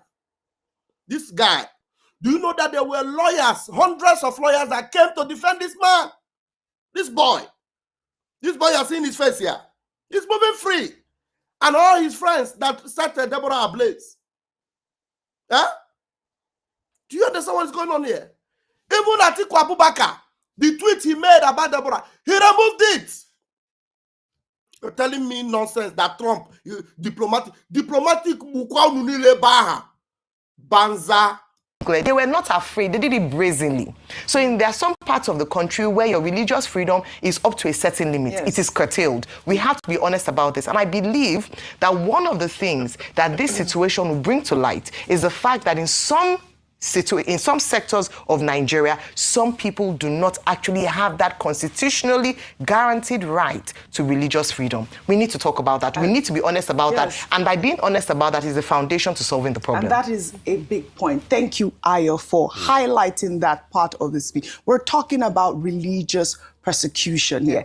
Christians being killed. That is really the main topic. But Tinubu is saying that we will defeat terrorism, whether internally or with collaboration. And also the fact that the minister's message of calm reflects the Nigerian government's strategy of projecting stability despite sobering realities, while the administration emphasizes being, not in a panic mode and reaffirms constitutional guarantees of religious freedom. Nigeria ranks number 6 on the Global Terrorism Index, just above Somalia and Israel. What separates the $20,000 a month agencies and coaches from the $200,000 a month agency and coaches is... This is a stark contradiction that undermines reassurances of effective security management. And we're looking at this graph. I mean, this disconnect between, official messaging and international assessment exposes the challenges facing the Tinubu administration at the moment. If you can pull up that graph so we can actually see, where we rank in the Global Terrorism Index at this moment. So they have made Burkina Faso number 1, global terrorism. When the Burkina Faso have a very, you see all these global people, see where they put Nigeria. Nigeria is supposed to be on top here. You see how corrupt these ones are too. Global Terrorism Index, they put Burkina Faso. in the front of Pakistan. You all know that it's a lie. In the front of Syria, these ones are terrorist country. In front of Nigeria, Burkina Faso. I never talk with you that they look for. Okay, let's continue. This one shocked me. I've never seen that Burkina Faso is in the top of the guy in Burkina Faso is, you know what he does? You know what Traore does? Traore goes to their hideout, blow them all out. Doesn't pity for them. He go wherever they are, blow them off. He's using both air and land, decimating them. Traore. Nigeria is number 1 as far as I'm concerned. Terrorism index. Rufai, I'd like for your thoughts also with the fact that the U.S. is, preparing to put boots on ground. Also, the president's reassurance, and he's, this is the first time we're hearing him speak at the moment. With that data you released, it shows that the government narrative is not working. Nigeria ranks 6 on terrorism index. The question is, what was our ranking close to 20 years ago before all of this terrorism started? So it shows that in the last over 15 years, government has not done a lot to nip things in the bud. See, Ralph Waldo Emerson said something, that what you do speaks so loud I can't hear what you say. What Nigeria has done as a nation, as regards religion, it speaks so loud that we can't hear what it says. According to the Constitution, there is no state religion. But a government that has subsidized religious travels, under what basis and what guise has it done that? Is that not an affirmation of the idea of state religion? A government that increasingly have not been able to nip perpetrators of heinous crimes against people with religious affiliation in the bud. A government where a government official said he had nothing wrong with blasphemy. Okay. And I'll tell you this, I have seen ex-government officials laugh at me because I have a Muslim background and I converted to Christianity. Yes. What's the laugh about? I don't understand what that means. Why? That I am deluded. Okay. My mother is Christian. I went through the religious understanding process as a child, but I'm Christian. All right. But I respect my Muslim background. In fact, I do a lot for a family mosque that's built in our village. But I've seen government officials laugh at me, an ex-government official, laugh at me when I put out that tweet, saying I don't know what I was doing. Right. So you can see that what we do is different. And there have been persecution along the lines of religion. Yes. How do you invest if you live in Europe, not America? Why am I saying this? I'm saying this because every religion should be able to respect one another in Nigeria. Yeah. Anyway, I think I should leave this. I want you to see this video. Let's see this one. This one is very important. Let's see this one. Now, as the Nigerian government pushes back against President Trump's assertion that Christians are being genocidally killed in Nigeria, the opposition pushes back against the Nigerian government, laying responsibility for the diplomatic crisis between Washington and Abuja squarely at the doorstep of what they called the inept Tinubu administration. A former presidential candidate and chieftain of the PDP, Benga Olawepo Hashim, said the diplomatic standoff reflects what he called the Tinubu government's reckless and self-serving foreign policy, which he said prioritizes personal and political interests over Nigeria's national security and global reputation. How deeply troubling is it, he asks, that 2.5 years after President Tinubu was sworn in, Nigeria does not have ambassadors in many key countries. With the institutional mechanisms for diplomacy paralyzed, he laments that the government has resorted to using what he called a motley crowd of poorly informed operatives and international outlaws pushing shady interests incoherently and dangerously.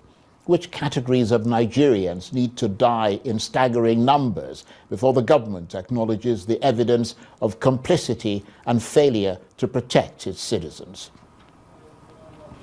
Well, for more on this, I'm joined now in the studio by the PDP chieftain and former presidential candidate, Benga Olawepo Hashim. Thank you very much indeed for coming in. I'm very grateful that you invited me. Well, we're very grateful that you're here.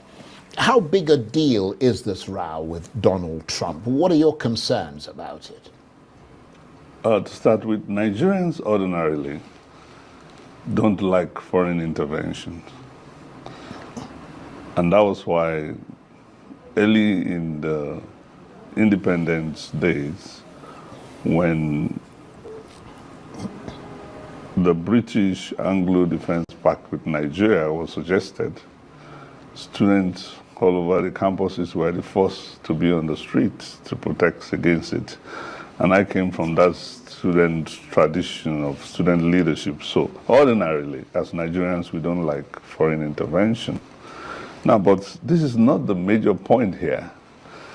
The major point we must not lose sight of is that this is about killings in staggering numbers in the country and failure of the leadership to offer protection for the people, whether they are Muslims or Christians or enemies. This is not the substance that we're dealing with here. And statistics on the ground, even from the Federal Office of Statistics, federal government agency, shows that in the first half of this year, the numbers of killings associated with kidnappings and all this violence has doubled as against the number you had throughout 2024. That is, in 2025, the first 6 months number doubled the number of killings in 2024. Well, the government says that its statistics show that the numbers are coming Well, down. I don't know what statistics they're talking about because this is from the Federal Office of Statistics. Amnesty International's report, which is quite credible, you know, they have no reason to play politics with statistics in Nigeria, reveals that in the past 2 years, 10,215 people have been killed in violence related to activities of terrorists. 80% in 2 states, Plateau and Benue. And what is the faith that is predominant in those 2 states? Christians. And who are these terrorists? So, depending on who is interpreting the data, if it's a Christian interest group that is pushing the narrative, it's so easy to say, if you had 10,200 people killed, and 8,000 of them were Christians, that is a Christian genocide. And if the actors that were perpetrating the violence were predominantly Muslim and jihadis, it's very easy to say it's a genocide against Christians. But that is not the main issue. The main issue is that these are Nigerian citizens, whether they are Christians or enemies, or even Muslims. Nigerian government has a responsibility to offer protection. So let me ask you this, right? If you were looking at this week and the developments that have taken place in the past 5 days, essentially, if you were looking at it from a year ago, could you have seen this coming, or have you been shocked by it all? To be honest, I wasn't shocked about the statement from President Trump. What I'm shocked about is the response from the Nigerian government. Because there were hearings in the US Senate that have been going on these issues for years, not just now. Il nostro viaggio in Cina inizia da... And Nigerian government didn't even have, just like we said, a functioning ambassador in the United States. So how do you put your story across in a very serious manner to be taken seriously? Because I had the APC publicity secretary saying we should have used what channels of communication? Yeah, he talks about back channels. He said back channel. And this is the point. They like back channels. When there are institutionalized structure. Are you hearing it? Are you hearing what the man said? The man said that these issues have been discussed in American Senate and a lot of institutions for a long time now. They never responded to it. There's no ambassador. Tinubu entered. There's no ambassador in the US, a Nigerian ambassador. Now they said they will talk through the back channels, and the man said, "That's what I'm talking about. They like back channels. They don't ever want to do things the proper way. Back channels. So if there's a way to bribe and talk, you see, it is back channels that made them succeed over, condemning our prime minister, which now they are going to be regretting it very soon because our prime minister is bouncing back in a very victorious way. They use back channels, touch on Alexander Stubbs' government, the prime minister, and some of their legal system. They use back channels. Back channels. They use back channels using our own people. Propaganda and everything, lies, accusations. Set our prime minister up. They use back channels. That's what this man is saying. They like back channels. But this time around, back channels have backfired on them. They are back channels. Let's continue. I like the way the man said it. They like, that's what I'm saying. They like back channels. Manner to be taken seriously, because I had the APC publicity secretary saying we should have used what channels of communication? Yeah, he talks about back channels. He said back channel. And this is the point. They like back channels. When there are institutionalized structure of communication in international relations, your ambassador is your president in a foreign land. It's not the same thing as a charge d'affaires in an embassy. Secondly, when you have diplomatic agreements with countries, normally there will be other structures like binational or bilateral commissions. That's the one with the US, the binational commission. They meet periodically, they discuss trade, they discuss security and all that. In the past 10 years, these structures have been paralyzed. Right. Some 4 years ago, I had a visit from a diplomat from Niger. And he said to me, can you please talk to somebody in government? He said, for almost 10 years, we have not had the commission, the joint commission between Nigeria and Niger speak. And you can imagine we had all these security issues. They are our immediate borders. These were the legitimate institutional framework. So they paralyze all these structures. And then they get some funny friends to go and do backroom talk. That's not how to conduct foreign relations. Especially for a country like Nigeria that is really being a major player at the world stage. Nigeria was the leading partner to stabilize West Africa. Anyone, Liberia, whether it is Sierra US Leone, or any power, will talk to Nigeria about Sierra Leone. We talk to Nigeria about Gambia. We talk to Nigeria because we built such level of reputation. Since Nigeria was admitted to the United Nations, when we first went to Congo, right, in the First Republic, Nigeria has been a reliable partner for stabilizing the entire West African region. But what we have seen with the APC government, and particularly the Tinubu administration, is a reckless foreign policy that is disjointed, that is incoherent. You know, this is not the first time we are being pushed to the brink of a foreign war. The first one was when President Tinubu was threatening to make a war with Niger. That was the first foreign policy blunder. So it's not just about the United States. This is consistent. Having got to, obviously, I mean, that's your assessment of the situation, but Having seen where Nigeria is at the moment with this threat of military action from the United States, what do you think the role of the opposition should be? I mean, because there are some people who have talked about advising the government to cultivate an atmosphere of transparency, for example, because nobody wants this country to be invaded. I mean, the possible fallout, I mean, nobody's considered that. But I mean, should Nigeria cultivate an atmosphere of transparency that allows external observers to come in and assess the facts firsthand?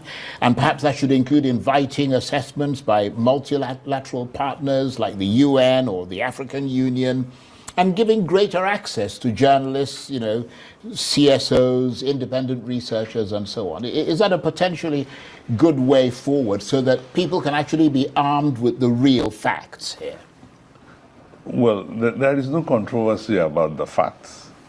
Immagina un sito web dinamico e ad alte prestazioni, personalizzato, And where we have controversy is in action right now. So that means the fact is already known. So when this journalist, this man is telling him we need to allow people to come in to know the facts, he's answering, he said there is no controversy about the facts. Everybody knows the facts. But what they need now is what? The action. Responding to the fact. Now listen to him. Facts. And the real facts here. Well, there is no controversy about the facts. And where we have controversy is in action right now. If Nigeria people see action against terrorists, and look, for the past 3 years, have been making some concrete suggestions on national security initiative that government should have taken. I had proposed before a defense cooperative agreement structured with some countries that we will be comfortable with, even before this US initiative. There are African countries that have gone through this kind of experience and have been able. You don't have to be. No, I understand all that, Yeah. but that is something that can't be done like by wave. What I'm trying to understand. No, you can do that within 1 week. When the president of the United States, you can do it in a week. When the president of the United States, that's faster than getting visitors to collect information. But when the president of the United States weighs in and puts priority on the suffering of one community to the exclusion of the others, does it at the very least face the risk of undermining and complicating any kind of political consensus in Nigeria that could potentially form in order to address this issue? No, I see your point. The Tinubu administration has not been operating like a government that wants an internal consensus.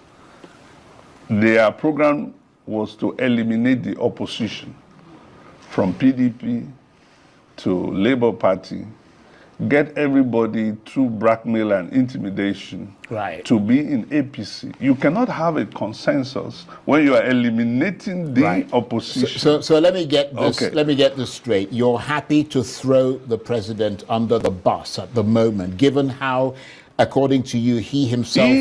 Hold on. He himself allegedly tried to destabilize the collective opposition. Yeah. So it's payback, basically. No, it's not a question of payback.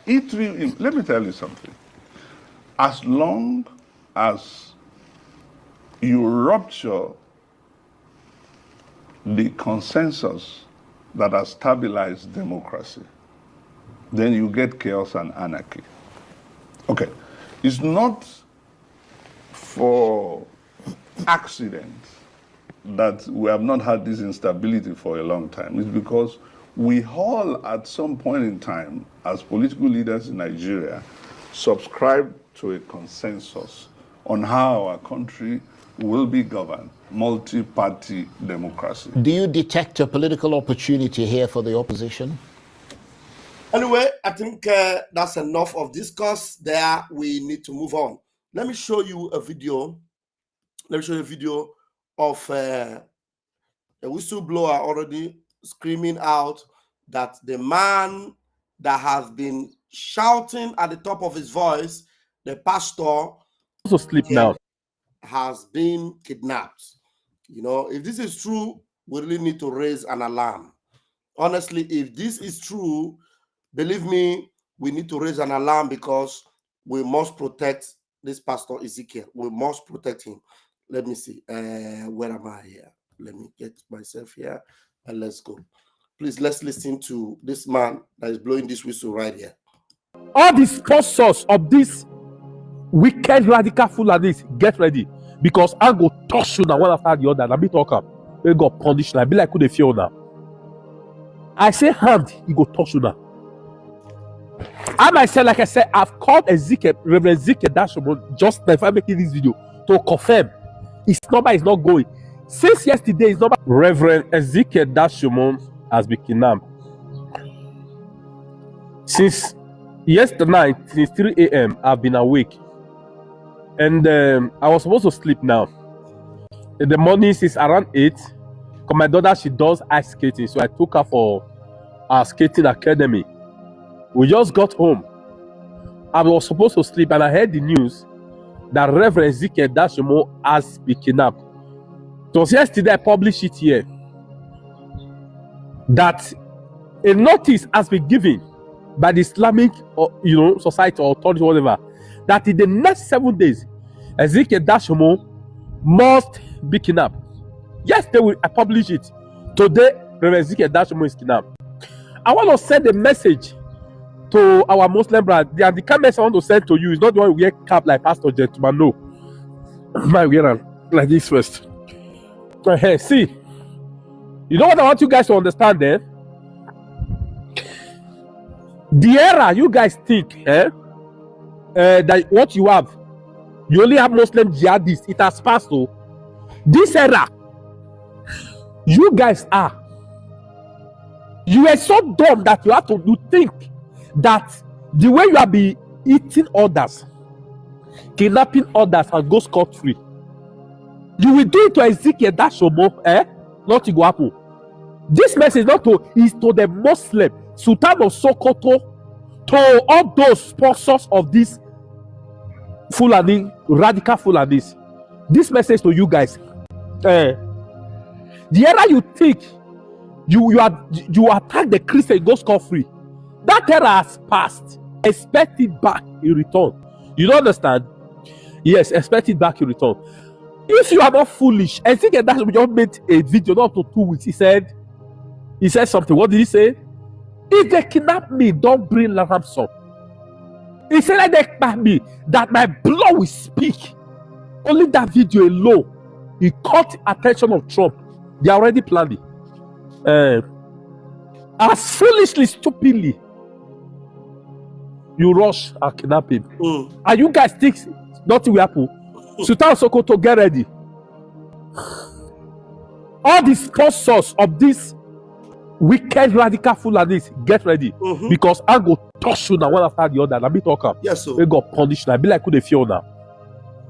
I say hand, he go touch you now. I myself, like I said, I've called Ezekiel, Reverend Ezekiel Dashomon, just if I'm making this video, to confirm his number is not going.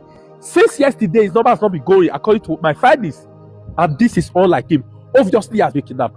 We cannot publish something yesterday and say this is the rumor, or that has been given, that his video is what called Donald Trump attention, that they must kidnap and buy him within 7 days. And I go carry him. And you think it will be business as usual? Now lie, you. Now lie. It not go happen. It not go happen. It not go happen. You guys, get ready. Now me talk. Just get ready. You don't understand? What you are going to get is what the Bible say. Press down, shake it together, run it over. Una go get up. This time, your una cup you don't full. Una cup. When I thought the way I thought sometimes, I said it before. In 2010 to be precise, I and some men of God, I was privileged to a list. By the time America will investigate this thing, their sponsors, the names you guys will hear will shock you. There are some politicians today that you celebrate and they forget not only Shetima, not only the ones you know. That you people celebrate today who start. I don't know they are still part of it now. You understand? This sponsor Boko Haram. As of 2010, you remember that suicide bombing that was taking place in Abuja? You know, they were paying those guys 10 million naira. They paid them before they will go. That was the period Sanusi was the CBN governor, right? They were paying them through Jazz Bank. Before they go for it, they paid them 5 million. When they buy after that, they will pay 5 million to their account of their family members. You understand? So they were paying them through Jazz Bank. I think you were trying to take Taj Bank. They were paying them through Taj Bank. Taj Bank. That bank in Adeboye they brought out. All right, go ahead. And I saw some people on that list, some educated Northerners that you will never, who was indirectly trying to speak against it today, who are trying to add a consent today. I saw their name on that list. I'm just still careful not to call names. But this is why you see, I don't respect most of them. That list I saw, I'm very sure that even because everything was on that list, what was happening. Everything was what was happening. You understand? Because of the teaching they inculcate into these guys, so to just agree 10 million though, as at that time, so 10 million those suburbs that was taking place in Abuja, 10 million, and they were strategizing everything. I saw names of some top Northerners on the top. Today, they cannot talk. Even they want to talk against it, they just managed to stop for talking's sake. Do you understand? But I'm not trying to tell people, una form the Muslim jihadists, make una ready, una go hear from Christian jihadists. Do you understand? Una not get enough. Hey, they slap on one side. We are definitely turning to the other side, but this other side, not our cheek, is what you used to give us. We are giving you back. I don't know whether I'll be the next, but for me, I've already told my family, my members, if they kidnap me, nobody should contribute 1 kobo. My grave will speak. My blood will raise war that will lead to Christian liberation. That day is coming. I'm just waiting for them. Even I will tell them, please kill me quickly, because nobody will bring kobo. And if they call home, they will tell them our daddy covenant last week that we should never pay a kobo. Please kill him, because my blood will be useful while I'm in the grave. It will fight to finish him. Denying that, there was no Christian, there has been no genocide on Christians. If we want to begin primarily, my brother, where is Leah Sharibu since 2018? Of 113 captives. Like that. She was singled out because they wanted her to deny her faith. They refused to release her till date. What happened to Deborah in Sokoto College of Education, who thanked God online for enabling her to finish her exam as any Christian would have done? They stoned her to death in this same country. And even lawyers were trooped out to say we will break out from MBA if we will not allow us to defend the people who stoned her to death. No one is in detention. Nobody has been prosecuted. What happened? Wow. It was this same Reno Omokri who found out when there was a Reno Omokri. He was the one who found out. Join me in that very critical conversation today. I have the former managing director of the Guardian newspaper, who is currently a columnist, Mr. Martin Oloja. Brother Martin, how do you read, the way people are talking about Mr. Trump's intervention? What's your own reading of it, and what do you think ought to be the right perspective? I am worried as a journalist that in this time and age, when the social media has democratized access to information, that people are using the same media to deny reality. And the people are exaggerating what the President of the United States has promised to do. He only promised to help us deal with terrorists who have been dealing with Christians in this place. He didn't say in any tweet anywhere that he was coming to invade Nigeria for anything. But you know, the people are now using the media to say, oh, he's interested in our oil. It's an economic issue. Why did he want to do it? They did this one in Libya. They did this in Iraq. They did this in... Why is he interested? And he has failed. And they are using the same media to get even some people who have become crisis merchants in Nigeria to be using misinformation and disinformation. And they are making us to believe that we do not like the president, that they are targeting the president. No, this problem began long before even 2009 when Boko Haram manifested itself. Yes. It began before that, but since that way it has become an international dimension. So many things have happened that people are now denying. And people denying that, oh, there was no Christian, there has been no genocide on Christians. If we want to begin primarily, my brother, where is Leah Sharibu since 2018? Of 113 captives. Like that. She was singled out because they wanted her to deny her faith. They refused to release her till date. You attended so many media security meetings, even under Buhari, where I asked this question more than 5 times. Where is there? They have been promising. They left her because she's a Christian. We heard that she's given birth. Her father is still in the police force. Wow. It was this same Reno Omokri who found out when there was a Reno Omokri. He was the one who found out about the identity of her father, that is actually from Adamawa State, a Christian from Adamawa State, serving in Yobe State. And the mother was there, who had been... The President Buhari promised, the mother promised everybody that she will be released. It's still not released. Nobody knows her whereabouts. What happened to Deborah in Sokoto College of Education, who thanked God online for enabling her to finish her exam as any Christian would have done? They stoned her to death in this same country. Okay. And even lawyers were trooped out to say we will break out from NBA if we will not allow us to defend the people who stoned her to death. No one is in detention. Nobody has been prosecuted. What happened? So many things have happened like that. Why are there so many people?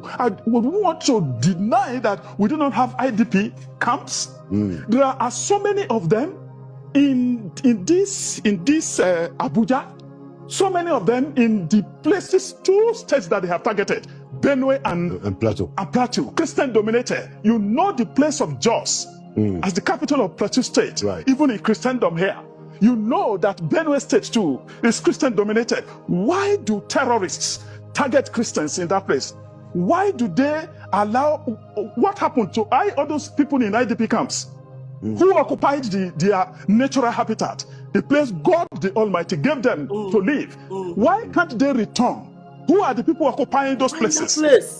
So this thing is so complex, but as a journalist, we are not allowed to do contextual reporting of all these things, to bring out facts of those people, the villages they have destroyed, people they have killed. There are videos of pregnant women they have killed. They shattered the pregnancy and all those things. They say nothing happened here.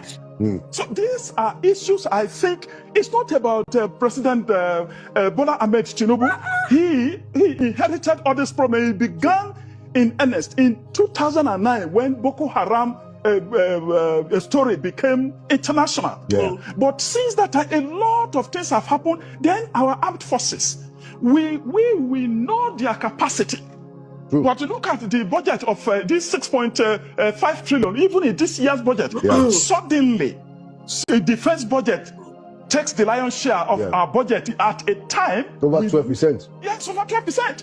That we need this one for critical infrastructure. There's somebody somewhere, president of the United States of Republican Party, and you know their principles. They are conservative people. They were the people who influenced even the writing of their constitution, and the constitution they put in God we trust. So they don't deny it. That is what they defend wherever Christians are traumatized and molested anywhere in the world. And he has said this one, no, this one we have had. You know, you recall that even in 2018, right, or thereabouts, even it was President Buhari himself who revealed in a private meeting he had with President in his first term. That was the first time, yes. First time. That we heard that they are slaughtering Christians in your country. He said, no, sir. It was President Buhari himself who revealed it. It didn't start yesterday. Why are they denying this thing and saying that we should not take out terrorists in this place, that we should negotiate with them? Terrible. Where in the world will you bring terrorists you say you are looking for to be negotiating with them, to hold meeting, and they are gone? Who approved the guns they carried to meeting in Katsina for them? This is our country. This is not about President Bola Ahmed Tinubu. He has tried all that he can do to end this thing. We have seen revelation where people were talking about how President, the then President, Goodluck Jonathan brought in machinery, and he was trying to finish the job. Yeah. And they stopped him because they didn't want crisis merchants in this country, and people who do not love this country are denying reality. Okay, so Mr. Oloja, we also have inside information, although we won't mention names, that there are people in the Nigerian military who want to finish the terrorists, you know, and that they were restrained by political appointees in this government. It's been reported, for instance, that there was a time they almost got Bello Turji within their range, but they were altered, and several other instances like that. What that tells me is that it's either there is no courage or sufficient courage inside government, or there is collusion. How can the president solve that situation? Because we can't have two sets of standards.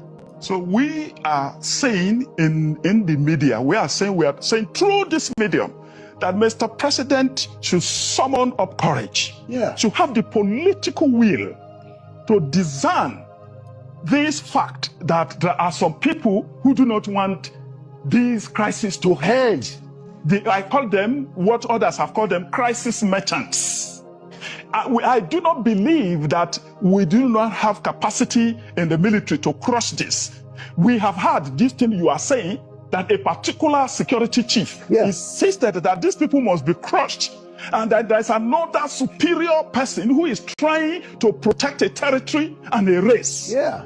Because the person will not like this thing to end, and then Mr. President, who is a politician who also will face re-election, he is trying to buy into it, and they have removed a particular security chief that we have had. This is Nigeria. This is about our country. Yeah. Because that person is insisting that these people must be crushed. And now another person is saying, no, let us negotiate with them. They listen to Sheikh Gumi, who is saying that we should be negotiating with them, who is always sitting down with them. This is the same Sheikh Gumi who went to Saudi Arabia. And they said that the man is a security threat. And then they didn't allow him to come and do his pilgrimage. They sent him back home. They sent him back home. And it is only in Nigeria that kind of person will be given media space to be repeating the fact that these terrorists are not bad people, that we need to negotiate with them. Now, does it not concern you that the Nigerian government are feeling very, very at ease working with Sheikh Gumi, whom Saudi Arabia, the place where they go for their pilgrimage, rejected him and bundled him out of Saudi Arabia because he was a security threat to Saudi Arabia? Does it not shock you that that same man is the one threatening America, saying, don't come? In fact, the word they say he's using is that these people are our brothers. We are not going to allow Donald Trump to come and kill them. They are our brothers. We have to negotiate with them. The man that American government refused to step his leg or practice his whatever Hajj in Saudi Arabia because he was a security threat. And up to today in Nigeria, now you tell me that anybody that is supporting this government, that the person is normal or that the person is a good person. You people should be serious, eh? And then they will invite them into a meeting with their guns. And then the security people will be guarding them. And they will enter their buses and they will drive away like that. And the following day, they will gather before Mr. President to say, this is what we are doing. Mr. President will tell them to crush them, do away with them. But they have been holding meetings with them. Because of the advice of a particular security chief. It's about our country. It's not about anybody. And what we are saying is that they should not give us the narrative that this thing does not exist. Let us straighten the matter. Right. We do not want President Trump to come and invade this place. Right. What we are saying is that Mr. President should do the right thing by getting security people to crush these people. People who are protecting them are enemies of the state, and they are enemies of Nigeria. Right. People who are advising that Mr. President should be negotiating with these terrorists. Trump is saying that, look, enough is enough of crushing Christians like that with impunity. In a particular December, they burned St. Teresa Church in Abuja here, at the border here. They have burned so many churches in a war. Right, yeah. They went there. Are there Christians that went to a war to invade the church and killed so many people? And so many churches like that where they have destroyed even all these assets, even and human beings in Benue, in Plateau, in so many other places in Nigeria like that. It is not about saying, oh, they have killed Christians, they have killed Muslims. That is, it is collateral damage. Where you heard that they have killed the Muslims. It is those Muslims who didn't believe in the fundamental objective of terrorists. They killed them. Okay. And we are now saying that, oh, no. We are saying, look, we know that we have a responsibility. Are you listening? The Muslims they kill are Muslims that do not agree with what they are doing. The Muslims that do not agree with the ideology of the terrorists, they are the ones that the terrorists are unaliving. Okay? Ability to defend our country. We have a responsibility to stand by the government of our country. But enough should be enough. If we have an authority that is higher, that is saying we are coming to help you, let me ask a question. Who is afraid of this help from doing? All right. Thank you. Let's see. There are many other videos I want us to listen to. See this one. See this one was threatening Donald Trump. You see the manner of insult they are now insulting Donald Trump. I want you to hear this one now. Come on here. Come on here. God's here. Well, I'm happy it's happening, and I believe that Donald J. Trump is seeing all these things. So it's enough to now show him that, look, these people are actually, insulting you, and you need to act very fast. Listen to this one.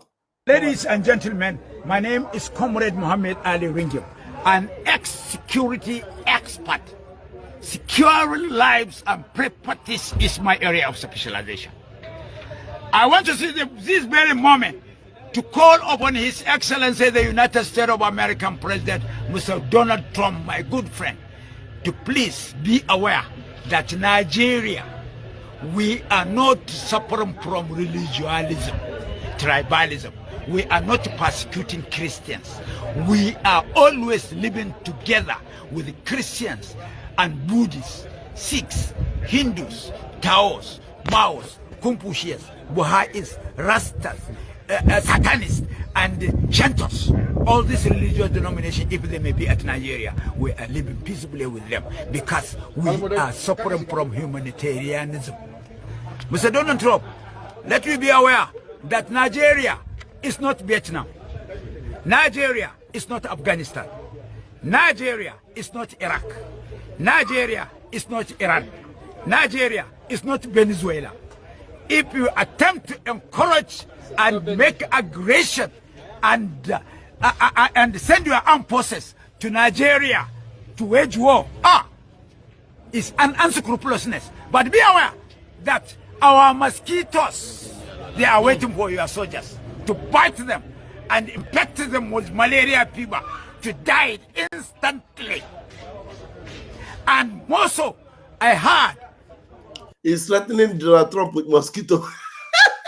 He said a mosquito will bite Donald Trump soldiers. Let's hear him again. Our mosquitoes. They are waiting for your soldiers to and send your armed forces to Nigeria to wage war. It's an unscrupulousness. But be aware that our mosquitoes, they are waiting for your soldiers to bite them and infect them with malaria fever to die instantly. And more so, I heard last minute that Lieutenant General Chiwai Danjuma made a blatant falsified allegation against the Nigerian armed forces. He stated that Nigerian armed forces, they are conniving, conspiring, collaborating with bandits, which is a blatant falsified lie. Chiwai Danjuma, be warned. I know you very well since Murtala Mohammed administration. Before you become a madman, you are sensible. You are the chief of army staff in Nigeria.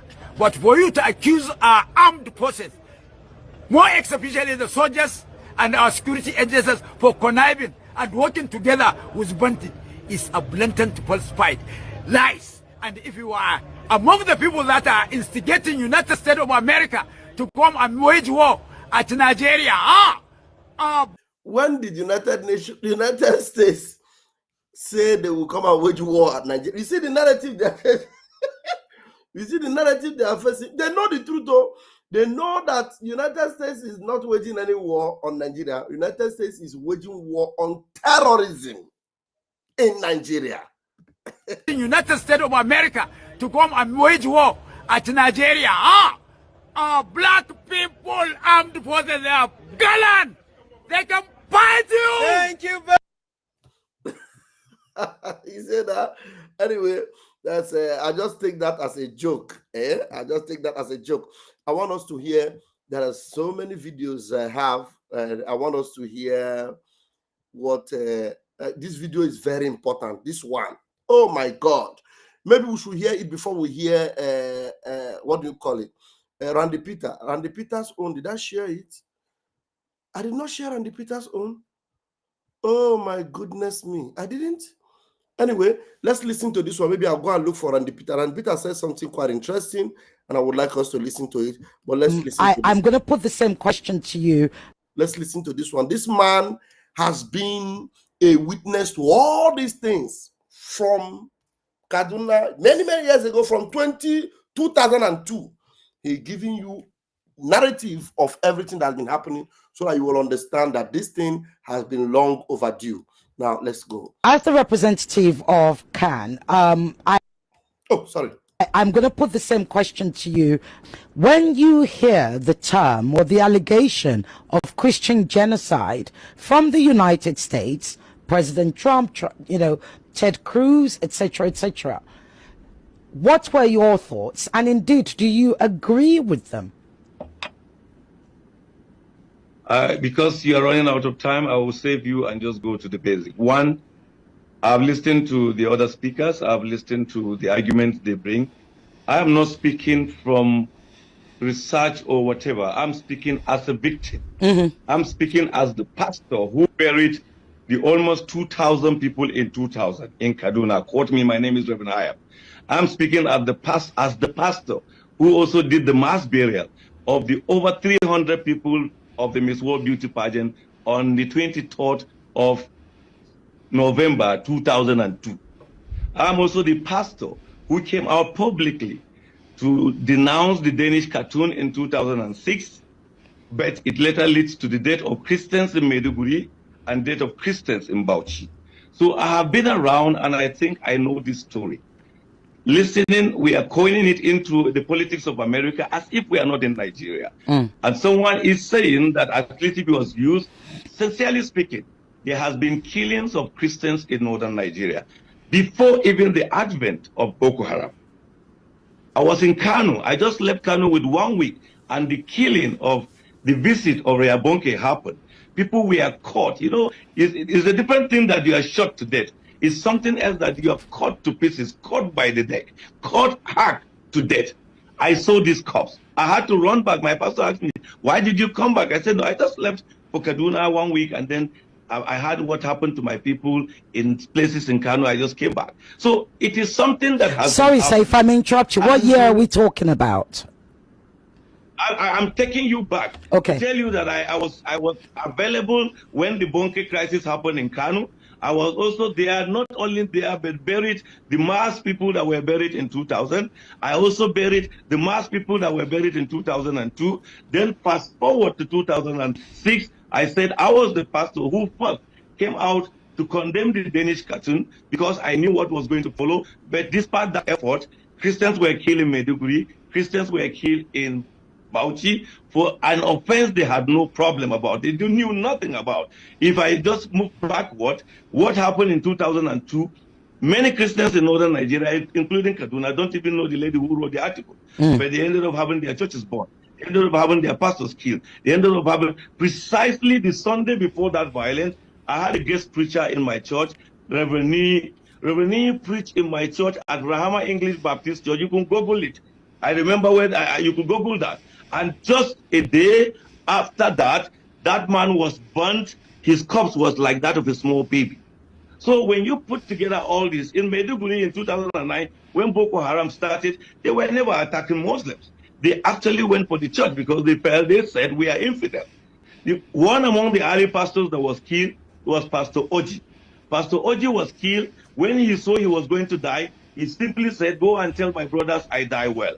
Pastor Osonibon was also Sylvester Osonibon, because I traveled with the corpse to Ekot Ipene, and then Pastor Yakubu Bitrus, whose brother was then the medical director of the General Hospital in Maiduguri. So I got involved in these things more than the hair story.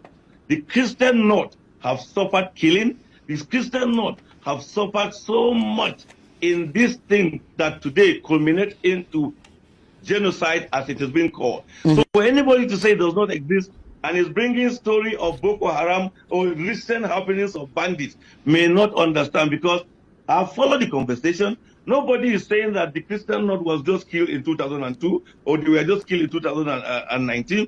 There has been a history. There has been certain pattern. There has been certain developments. But let me come back to the last 6 years. I am this same pastor who came out severally on this medium and other medium to cry when I was bearing 30, 20, 40, and many other numbers. And why were those people killed? The story they always want to tell is that, no, it is a farmer's herders. I'm above 56. I know the difference between a farmer's and herders conflict. And I know the difference between someone coming to exterminate or eliminate a certain group of people. Because farmers, as we knew, simply had little misunderstanding with herders, and the herders will come either to the police station or to the traditional ruler or community leader, and such issue will be discussed, and they will now ask for reconciliation and possibly ask for little payment of damages. But we have a situation where innocent women are sleeping in their sleep with their children, with their husband, and people will come to their community, chant religious slogans, set their houses ablaze, shoot them and cut off their necks, and do not stop there, also burnt their religious places. And you still want me to say... Please, I want you to know that some of the images are, I have done something that are, this thing keep happening. Some of the images are very gory images. So because of that, I am making the video smaller. At least you can be hearing the voice, okay? Yeah, thank you. No, it is just a communal clash, because that's the kind of farmers had that clashes. And that's why today we are hiding under those things to argue about that. I looked at the issue of statistics and I just wonder, if you sit there, just Google, you will see in the Wikipedia, the number of churches that document is giving you that the churches in Nigeria are just 16,000 something. And you and I know that is not true. I am a pastor of the Baptist Church. The Nigerian Baptist Convention, just Nigerian Baptist Convention, we have over 11,200 registered churches. We never bring Redeem into it. You never bring Anglican into it. No Catholic into it. No Methodist into it. No Living Faith into it. So some documents and figures that we have been seeing are quite interesting, but just tell us that there is even to us a conspiracy of silence or a conspiracy of twisting a situation.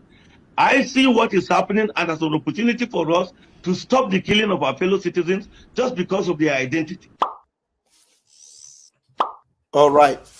So you saw that. Let me just do something here. 1 minute.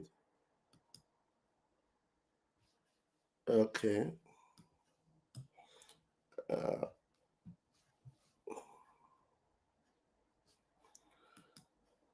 Let me bring in some other videos that I was supposed to bring.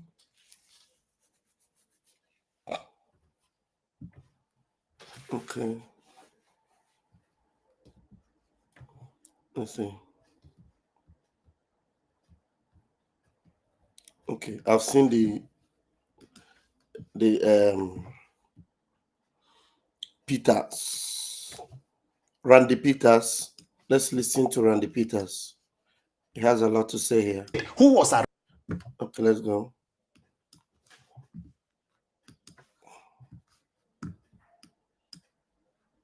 Okay, no. Okay.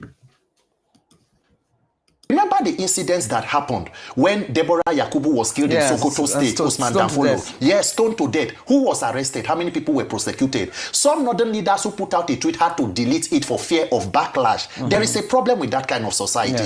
In 2016, Deaconess Olawale Eunice, a Redeemed Christian Church of God evangelist in Kubwa, was butchered to death. Who was arrested? Who was prosecuted? The vice president in that administration was a redeemed pastor.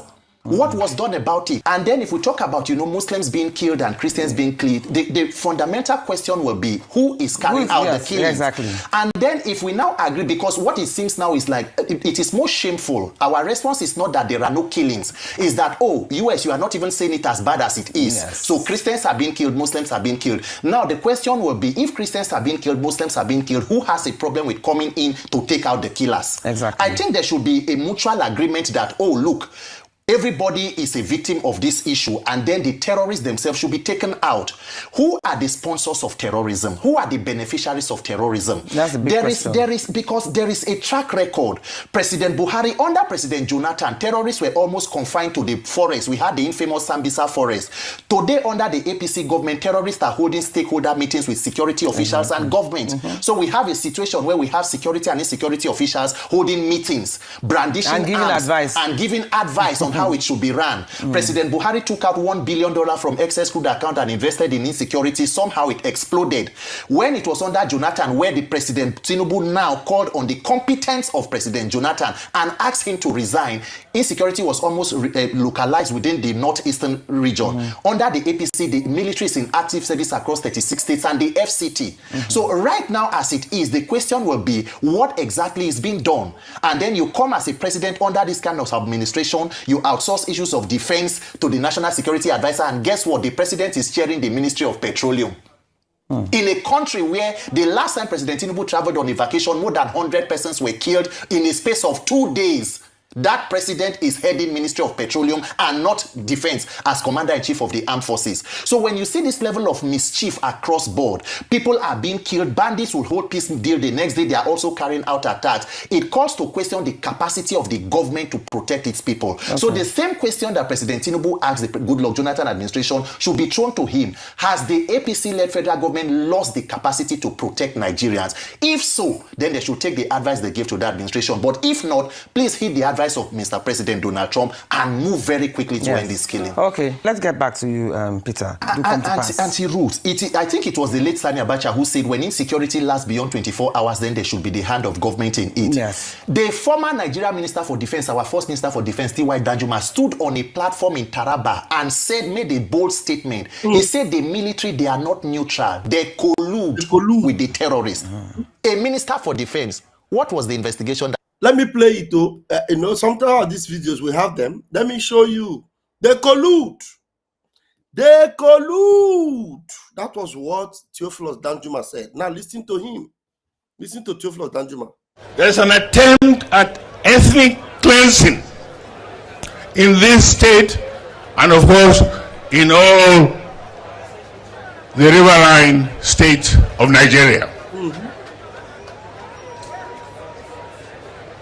We must resist it. We must stop it. Every one of us must rise up. The armed forces are not neutral. They collude. They collude. They collude with the armed bandits that kill people, kill Nigerians. They facilitate their movements. They cover them. If you are depending on the armed forces to stop the killings, You all die. you will all die one by one. See that? So that's exactly it, what Peter was saying. So Peter, just continue what you were saying, and then I will allow you to repeat that again, what Sani Abacha said and what Danjuma said. Mr. President Donald Trump, and move very quickly to end this killing. Okay, let's get back to you, Peter. Do come to pass. Anti-Ruth, I think it was the late Sani Abacha who said when insecurity lasts beyond 24 hours, then there should be the hand of government in it. Yes. The former Nigerian Minister for Defense, our first Minister for Defense, T.Y. Danjuma, stood on a platform in Taraba and made a bold statement. He said the military, they are not neutral. They collude with the terrorists. A Minister for Defense, what was the investigation that was carried out? We have seen pictures and videos and allegations of where terrorists were found in certain government houses and nothing was done about it. So when there is a perception that instead of protecting life of citizens, persons in government, why is it that insecurity has become almost a multinational economic investment? The more money you pour into it, the more it increases. So definitely it has become business. So if you can allow this kind of criminality to fester, the same Nigerian government that rejected the intelligence of the United States decided to start Operation Safe Corridor. How do you do repentant terrorists in the middle of a war when the victims of their killings and terrorism are still languishing in internally displaced person camps in conditions that are subhuman? That same country was spending billions rehabilitating known terrorists, allegations with even engaging them into the country's armed forces. And you say there is no collusion. You cannot say you are neutral. So until Nigerians realize that this is beyond what is being said is less than what is not said. For the past, you know how many days now you can see the government running from pillar to post. For 2 years, you needed President Trump to tell you before you can appoint diplomats. We had no ambassadors manning our embassies across the country. The president they are more concerned with trying to pull people from one party and entering into the APC so that you can begin to sing on your mandate you shall fall. It is a colossal failure and a shame. But Nigerians must wake up and save ourselves. Okay. Fantastic. This guy, well done. Well done. Now, while he was saying this, I was busy going through the internet to show you, that this particular party of Tinubu, they are responsible for these terrorists. This APC, how? Oh yeah, let's go. So that you will now understand what we are talking about. They are responsible. Listen to APC person saying it here. The ruling party is the direct sponsor of terrorism and insecurity in Nigeria. My name is Martin Onovo. I said it. APC is the direct sponsor of insecurity and terrorism in Nigeria. The ruling party is the direct sponsor of terrorism and insecurity in Nigeria. My name is Martin Onovo. I said it. APC is the direct sponsor of insecurity and terrorism in Nigeria. Ask me for the evidence. We have it, the authority of retired Colonel Nyam, that the Fulani headsmen repelled in Ogoja were using Nigerian army rifles from the barracks in that vicinity, and that the soldiers came to collect the rifles back. Now, who is the commander-in-chief of the Nigerian Armed Forces? Has insecurity come to stay in Nigeria? Insecurity cannot come to stay. Insecurity has come to stay with the present government. And the present government cannot last forever. It will not last forever. So insecurity has not come to stay, unless you're talking about come to stay in the short term. Once you have a good government, these things will stop. Kawu Baraje Alhaji was a leading chieftain of the APC. And he has confessed that they imported the foreign mercenaries who have become bandits. He has confessed. How much more evidence do you need? He has confessed that they imported them for the elections. This is public. Why is the media not following up? Why are we not asking for accountability? So It seems very clear to me and to so many others. If you're in the public space, you hear people talking and pointing fingers. The ruling party is the direct sponsor of terrorism and insecurity in Nigeria. My name is Martin Onobo. I said it. APC is the direct sponsor of insecurity and terrorism in Nigeria. Ask me for the evidence. What are the facts? Good. I just gave you confession of Kawu Baraje. Okay. That's number one. Number two, Miyetti Allah made a public statement that if you want peace in your state, don't call any meeting. Provide land for Fulanis in your state. Public statement. Miyetti Allah. Miyetti Allah is a collaborator with the ruling party. We had a report that the ruling party funded Miyetti Allah to the tune of 100 billion. 100 billion. I wasn't there when the payment was made. But that's in the public domain. Yes. We had an official report that the government of Nigeria was going to establish a radio station in collaboration with Miyetti Allah, where Fufude, the Fulani tribal dialect, will be the language of communication. Now, interestingly, you ask me for facts. We have it on the authority of the Ondo State government that the PRO of Miyetti Allah in Ondo State led the criminal suspect gang that killed Parafashoranti's daughter. That is on the authority of the Ondo State government. And they have been arrested. And the leader of the gang is the PRO of Miyetti Allah in Ondo State. We have it on the authority of the Nigerian police that a headsman was arrested with a military rifle in Plateau State. I have the number of the rifle. I can send it to you by SMS. I just need to check my records. I have the rifle number. We have it on the authority of retired Colonel Inyam that the Fulani headsmen repelled in Ogoja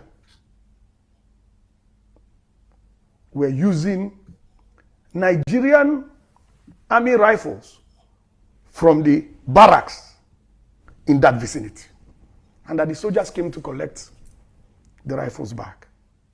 Now, who is the commander-in-chief of the Nigerian Armed Forces? Who should be responsible for the activities of these armed forces? We have it on the authority of General Danjuma. Danjuma has commanded these forces. We have it on the authority of General Danjuma that the armed forces are conniving with the bandits that are killing citizens. How much more evidence do you want? How much more evidence? We have hard physical evidence.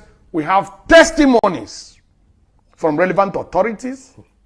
How much more evidence do you want? All right. So this one is talking about come on, shut up, to Peter Obi, shut up. That'll be 2027 nonsense. So now the Labour Party now then do that recording. Come put Peter Obi picture there, thunder fire all of Nadia, who's talking about Peter Obi presidency. Now, I told you people about what's his name? Pastor Tunde Bakari. I have seen the video. I want to play it now. Let me get it up here. Tunde Bakari was lashing out at Tinubu. You know, let's see. Let's see where he's actually addressing Tinubu.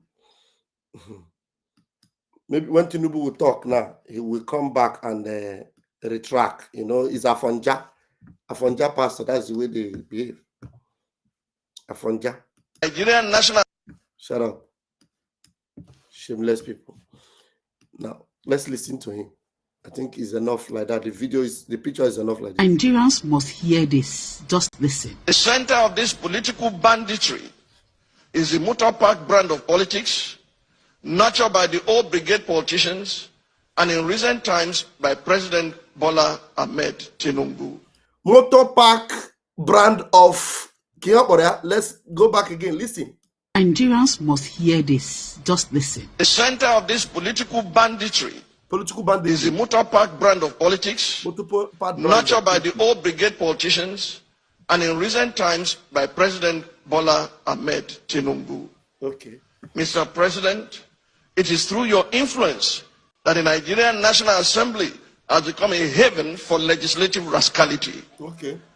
Mr. President, it's under your watch that the National Assembly has become an extension of the executive, grossly violating the principles of separation of powers and rubber stamping the whims and caprices of your office, all while singing the international anthem of sycophants. On your mandate we shall stand. Mr. President, thanks to your political machinations, Nigeria is now bedeviled by a captured National Assembly, the most ineffective in its checks and balances role since the start of the Fourth Republic. In 2006, the Fourth National Assembly had the audacity to reject the tenure exemption bid of a sitting president. In 2010, the Sixth National Assembly summoned the courage to stand against the power hijacking cabal and restore Nigeria to the path of constitutionality by invoking the doctrine of necessity. In 2011, the House of Representatives of the Seventh National Assembly had the courage to elect its leaders, as did the Senate of the Eighth National Assembly in 2015, defying executive interference. This National Assembly, the 10th, has by its unconstitutional endorsement of the President's abuse of powers proven to be the most spineless in our recent history. This one is calling it abuse of powers, but Adeboye is calling it my in-law, my special in-law. Shameless people. This one is at least trying to call it abuse of power, recklessness, motor park government. But Adeboye, his senior man, Papa, that they cannot address. That's why I told you that, look, genuine Christians that doesn't come out to address Adeboye, yeah, God will punish all of you. This one is saying that, calling it what it is now. But asking the question, why are they not protesting? During the time of Goodluck Jonathan, they were protesting. They were even praying, fall down and die prayer for Goodluck Jonathan. Why are they not doing it now? The 10th has by its unconstitutional endorsement of the President's abuse of powers proven to be the most spineless in our recent history.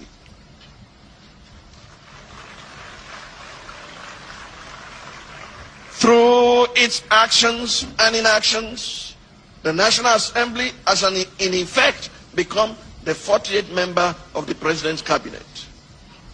While a cabinet minister... Are you hearing what he said? A whole National Assembly where there are over 100 and something senators and how many House of Reps that they have become a member of the cabinet of the President. That means to say, the whole National Assembly, they are now, oh yes, sir, all right, sir, members of the cabinet of the President's office. Now, just listen. I want him to repeat that so that you understand. You know, the man can speak English. He's a lawyer. Yeah. Assembly has in effect become its actions and inactions. The National Assembly has in effect become the 48th member of the President's cabinet.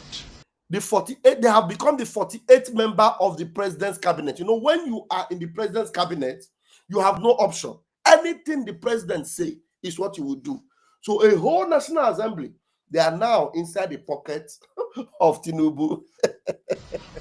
While a cabinet minister by the name of Wike, is it Wike or Wike or Wakey?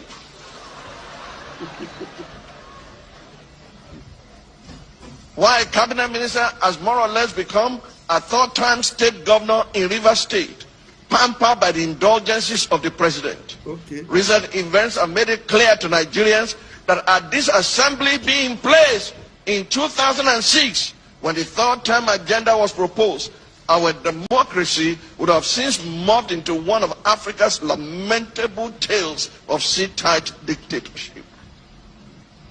To the President of the Nigerian State, Senate, who has not heeded the call to subject himself to an unbiased investigation, to clear his name of the allegations leveled against him, and under whose leadership the National Assembly has become a carry-go legislature, hiding under the umbrella of technicalities and a dubious voice voting system, I leave you and your conscience with the words of Frederick Bessiert.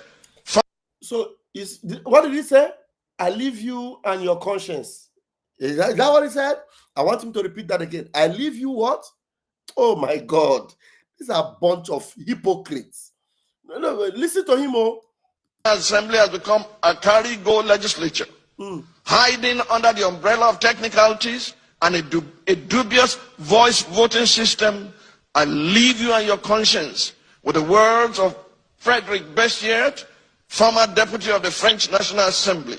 He said, and I quote, "When plunder becomes a way of life for a group of men in a society, over the course of time, they create for themselves a legal system that authorizes it and a moral code that glorifies it." Now, he is leaving this particular more corrupt government, leaving them with their conscience. But the government of Goodluck Jonathan, that is much more efficient than this Tinubu own, he didn't leave them to their conscience. He went on the street protesting. It was Tunde Bakare that was praying further and die prayer for Goodluck Jonathan. Go back and look for that video. Tunde Bakare was praying that Goodluck Jonathan will sleep and not wake up. That if he refused to go, that he will die. Tunde Bakare. But now it has come to Tinubu, the one that have been able to pocket the National Assembly in his pocket and make them his 48th, cabinet. He's leaving them to their conscience. That is just the very style of Afonja. Hypocrisy at its best. The President of the Federal Republic of Nigeria, under whose brand of politics the institution of legislative oversight is collapsing and our democracy is faced with an existential threat. I say, Mr. President, Nigeria is too delicate for this kind of politics. If this state capture was what you meant by Emiloko, it is an anticlimax that can only be counterproductive at the end.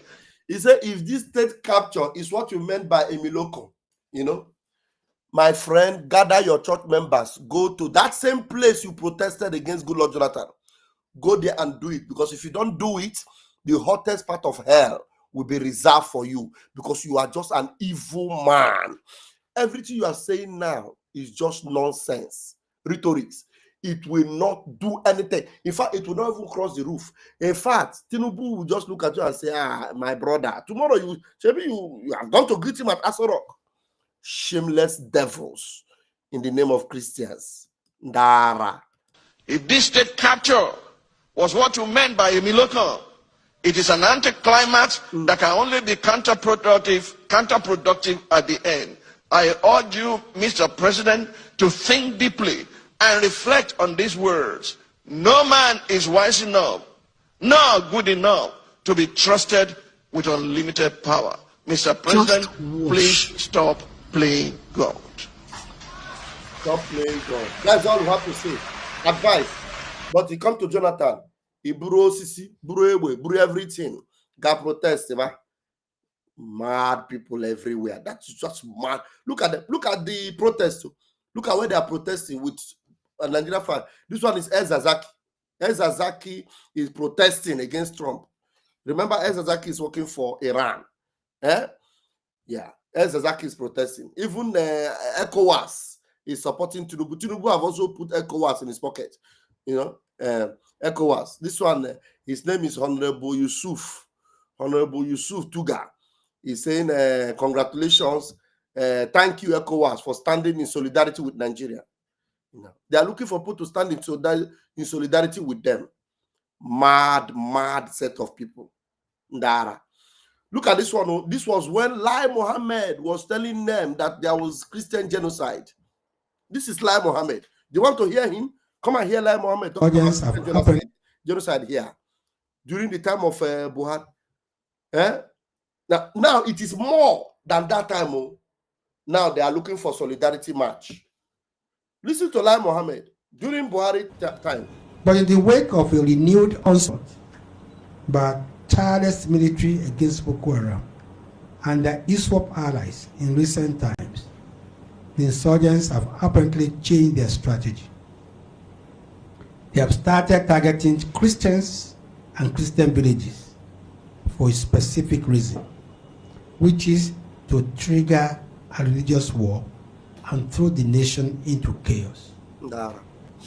Apparently, they have realized how emotive and divisive religion can be when exploited by unscrupulous persons. Lest I am misunderstood, let me repeat. The insurgents who delude themselves as Muslims, whereas they are nothing more than bloodthirsty, rapacious killers who subscribe to no religion, have recently started targeting Christians with a view to sowing the seed of confusion and discord between the two great religions. This is not to say that they have stopped attacking Muslims, but they seem to now have a deliberate policy of attacking Christians. The attack on a Christian village, Korangulume, near Chibok, the killing of the chairman of the Christian Association of Nigeria, the late Lawan Andimi, in Michigan local government in Adamawa State, the killing of Roville Dacia Dalep, a student who was also a member of the Church of Christ in Nations, cousin, and the killing of 11 Christians on Christmas Eve fit into this new strategy. You see that? He admitted here, about the Christian genocide. Mad people everywhere. Let's go and listen to our brother Don Azar. I think Don Azar will close this section for us tonight. And then we'll call it tonight. Let's see what Don Azar had to say about Mazi Nnamdi Kanu's letter that he wrote to Donald J. Trump. I've not listened to this, so please bear with me if there's anything you may not agree with or whatever. Let's just listen to it together. I believe that Don Azar has critical analysis. Please, Don Azar, we want to use your video for some kind of awareness tonight. Thank you. Hello, you are welcome to this class. You know, say Kanu wrote a letter to Donald Trump, right? As I read them, it be like say, Kanu go say, make I use this opportunity present my own case, present our case before the ship go leave us behind. It's like when Moses was sent the children of Israel from Egypt, they come get one particular tribe say, before they carry us join, we dey involve, I know say na middle bet matter, na carry you come, I beg what enter the ship. So in this class, we are going to look at what is in the letter. We're going to read it line by line, line by line, line by line, line by line, line by line. We go read and until we finish it, okay? Now it bring us come this class. Say Kanu wrote Donald Trump. What he write? The news they everywhere. Premium Times reported it. The Guardian reported it. Daily Post reported it. Even BBC. What is in Kanu's letter to Trump? I went to his lawyer's page. Alo Ejimako. Now the letter be this. Where write Trump from DSS lockup. As you can see, this is the beginning of the letter. Mazi Nnamdi Kanu detained at State Security Services, SSS headquarters Abuja, Nigeria, in care of Alo Ejimako of Counsel.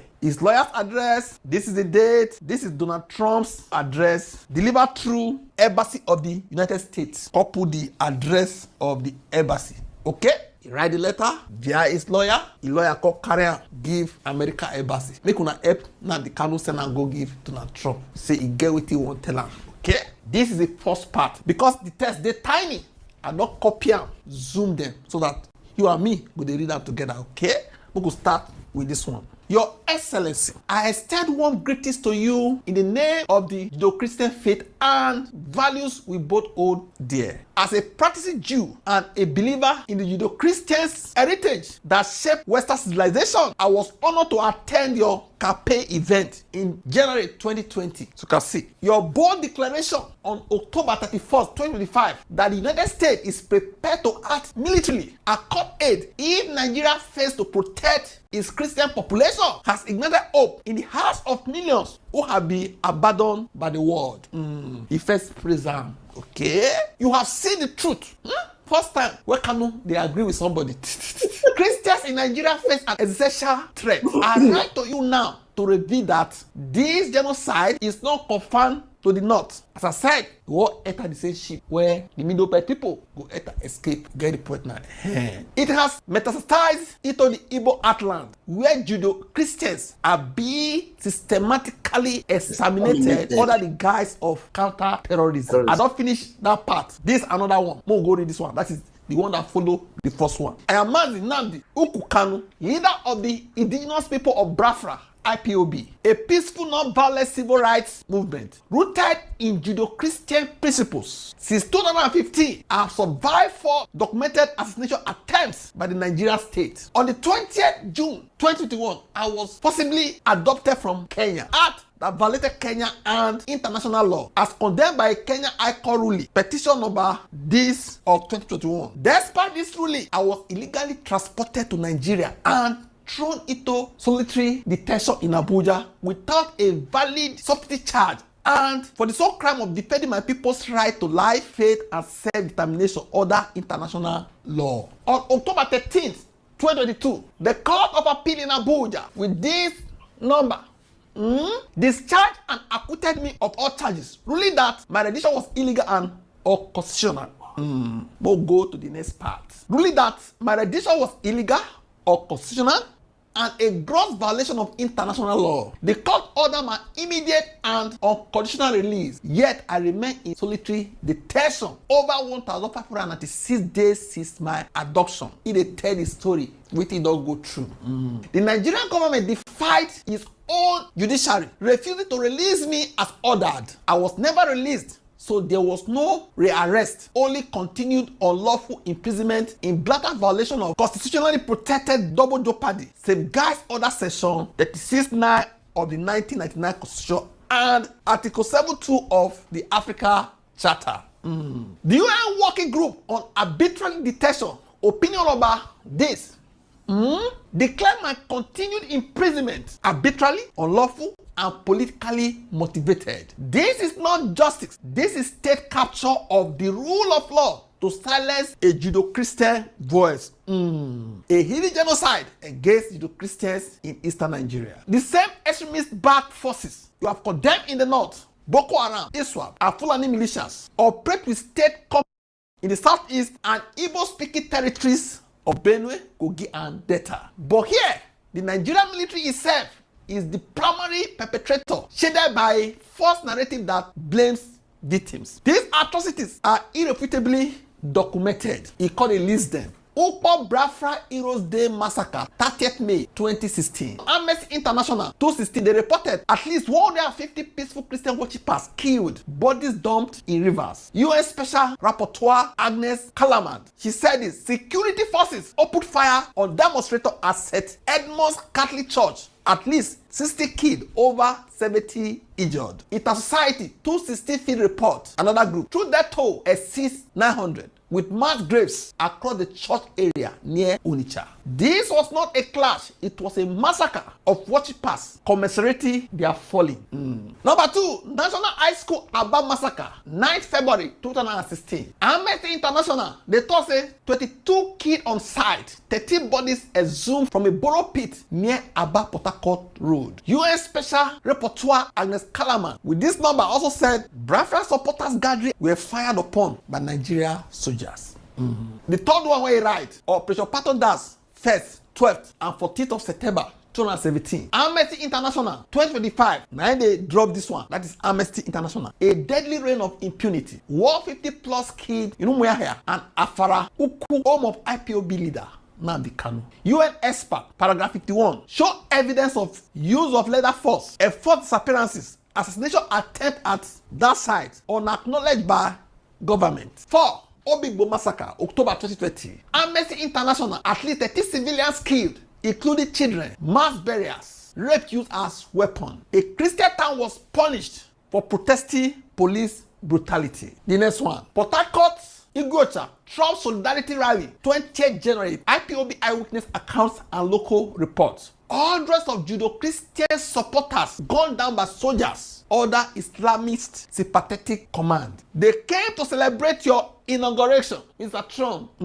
They were met with bullets. The architects of these crimes, Lieutenant General Toku Yusuf Burutai, former Chief of Army Staff. In 2021, President Buhari appointed him ambassador to Benin, granting him diplomatic immunity to evade ICC prosecution. This is state-sponsored impunity on a genocidal scale. Weaponization of insecurity to demonize IPOB. Since my illegal rendition, Nigeria has one declared IPOB a terrorist organization despite zero evidence of violence confirmed by U.S. State Department 2021. Orchestrated unknown gunmen attacking state-backed militants, then blamed IPOB. Killed over 2,000 Igbo youths in counter-terrorism operation. Ita Society 2021 to 2025. They give references.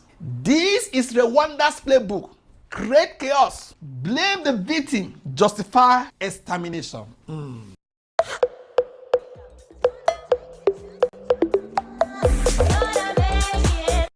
A call to you, President Trump. You said America will act. Now is the moment. I respectfully urge you to launch a US-led independent inquiry into state-sponsored massacres of Judo-Christians in eastern Nigeria, with full access to mass graves, military logs, and survivor testimonies. 2. Convening emergency congressional hearings on the Igbo Christian genocide, featuring the 13th of October 2022 Court of Appeal judgment discharging me disobeyed by the government. UN Calaman's report on Aba and Ukpo, Nigeria's defiance of its own constitution. 3. Impose targeted Magnitsky action on Lieutenant General Toku. I'm sorry to laugh. Kanu will never forgive this guy. He will never forgive you. Brutal. He will never forgive you.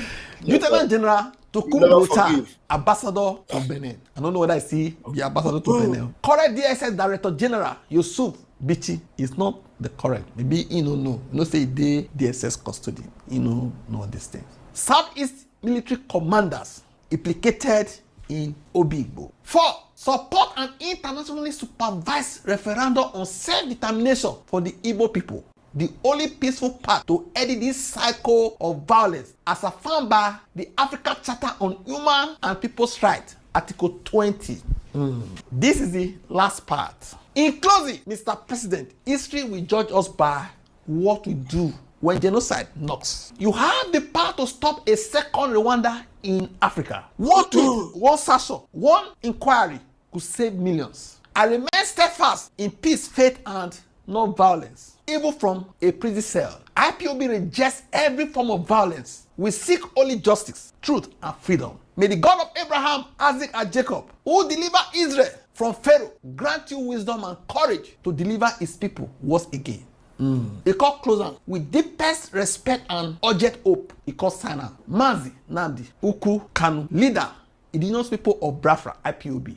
Prisoner of conscience, DSS custody, Abuja. He dey give his address. Where he dey now? Discharged by Court of Appeal, 13th October 2022. Release order disobeyed. 4-time survivor of state assassination attempts. Eclosures. Wetin he put with the letter. Nigeria Court of Appeal judgment. Full test condemning rendition and Barry trial. Federal High Court of Nigeria judgment condemning rendition and detection. UN Kalama report gave the number. Except on Aba and Ukpo. Amnesty International, bullets were raining everywhere. 216, another one he put. Ita Society, all the things he referenced, he also put them. All the references, He backed them up with the document. Carry on.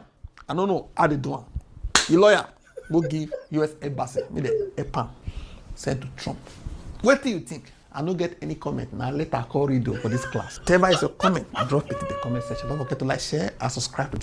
I love you. Thank you very much. You don't need to comment. We don't see ya. We see the letter. And we like, I've been saying you comment before, but as you don't comment, it's still good. It's still good. It's still good. It's still good. You try. You try very well, eh? So we love you for that. And let's see. Do you have any update for us? Let me see. Let me go to your channel. Let me go through your channel. Let me see if there's any waiting for final judgment. When was this? 14 hours ago. Let's see. 14 hours. Let's check the videos. Which one is it? Okay. Okay, this one we just listen now is the one we just did now is the letter. Which one is this one? The law is dead. Okay, the law is dead. Let's play this one. I think I have not played this one. Let us listen to Don Isaac. Meglio continuare a sognarla o meglio guidarla subito? Please, if you have not subscribed, subito. Make sure you go subscribe to him. Make sure you subscribe to him. The guy is good. Very, very good. The best, in fact. All fingers crossed. The dog scheduled date to judge Nnamdi. Hello, all fingers crossed. The dog scheduled date to judge Nnamdi Kanu. All of us still waiting happen for court yesterday. Useless black man. You don't know what justice means? You have no idea what justice means. You don't know what justice means.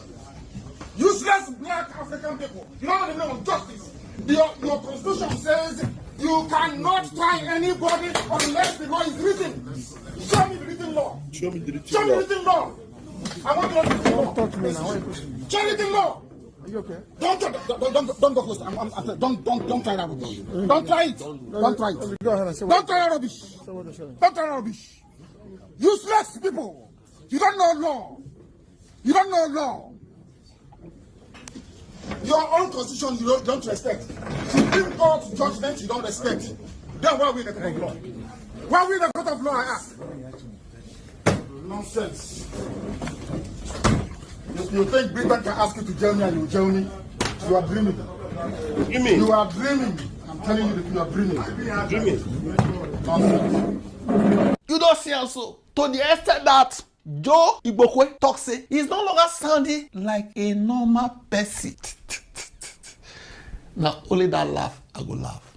I beg. No see wetin happen for court yesterday. Everything go see for this class. Okay, we go start. Everything we go do for here is based on Premium Times report. If you go read that, wetin I do, I break down everything. I sectionalize everything so that it go easy for us to understand for this class. Go and read the full article. Terrorism trial. What judge told Nnamdi Kanu lawyers before Friday's judgment?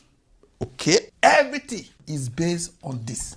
What happened? The Federal High Court in Abuja has closed Nnamdi Kanu's defense, and this 20th November 2025 for judgment, meaning on this particular day, they go pronounce judgment on Nnamdi Kanu's case. Okay?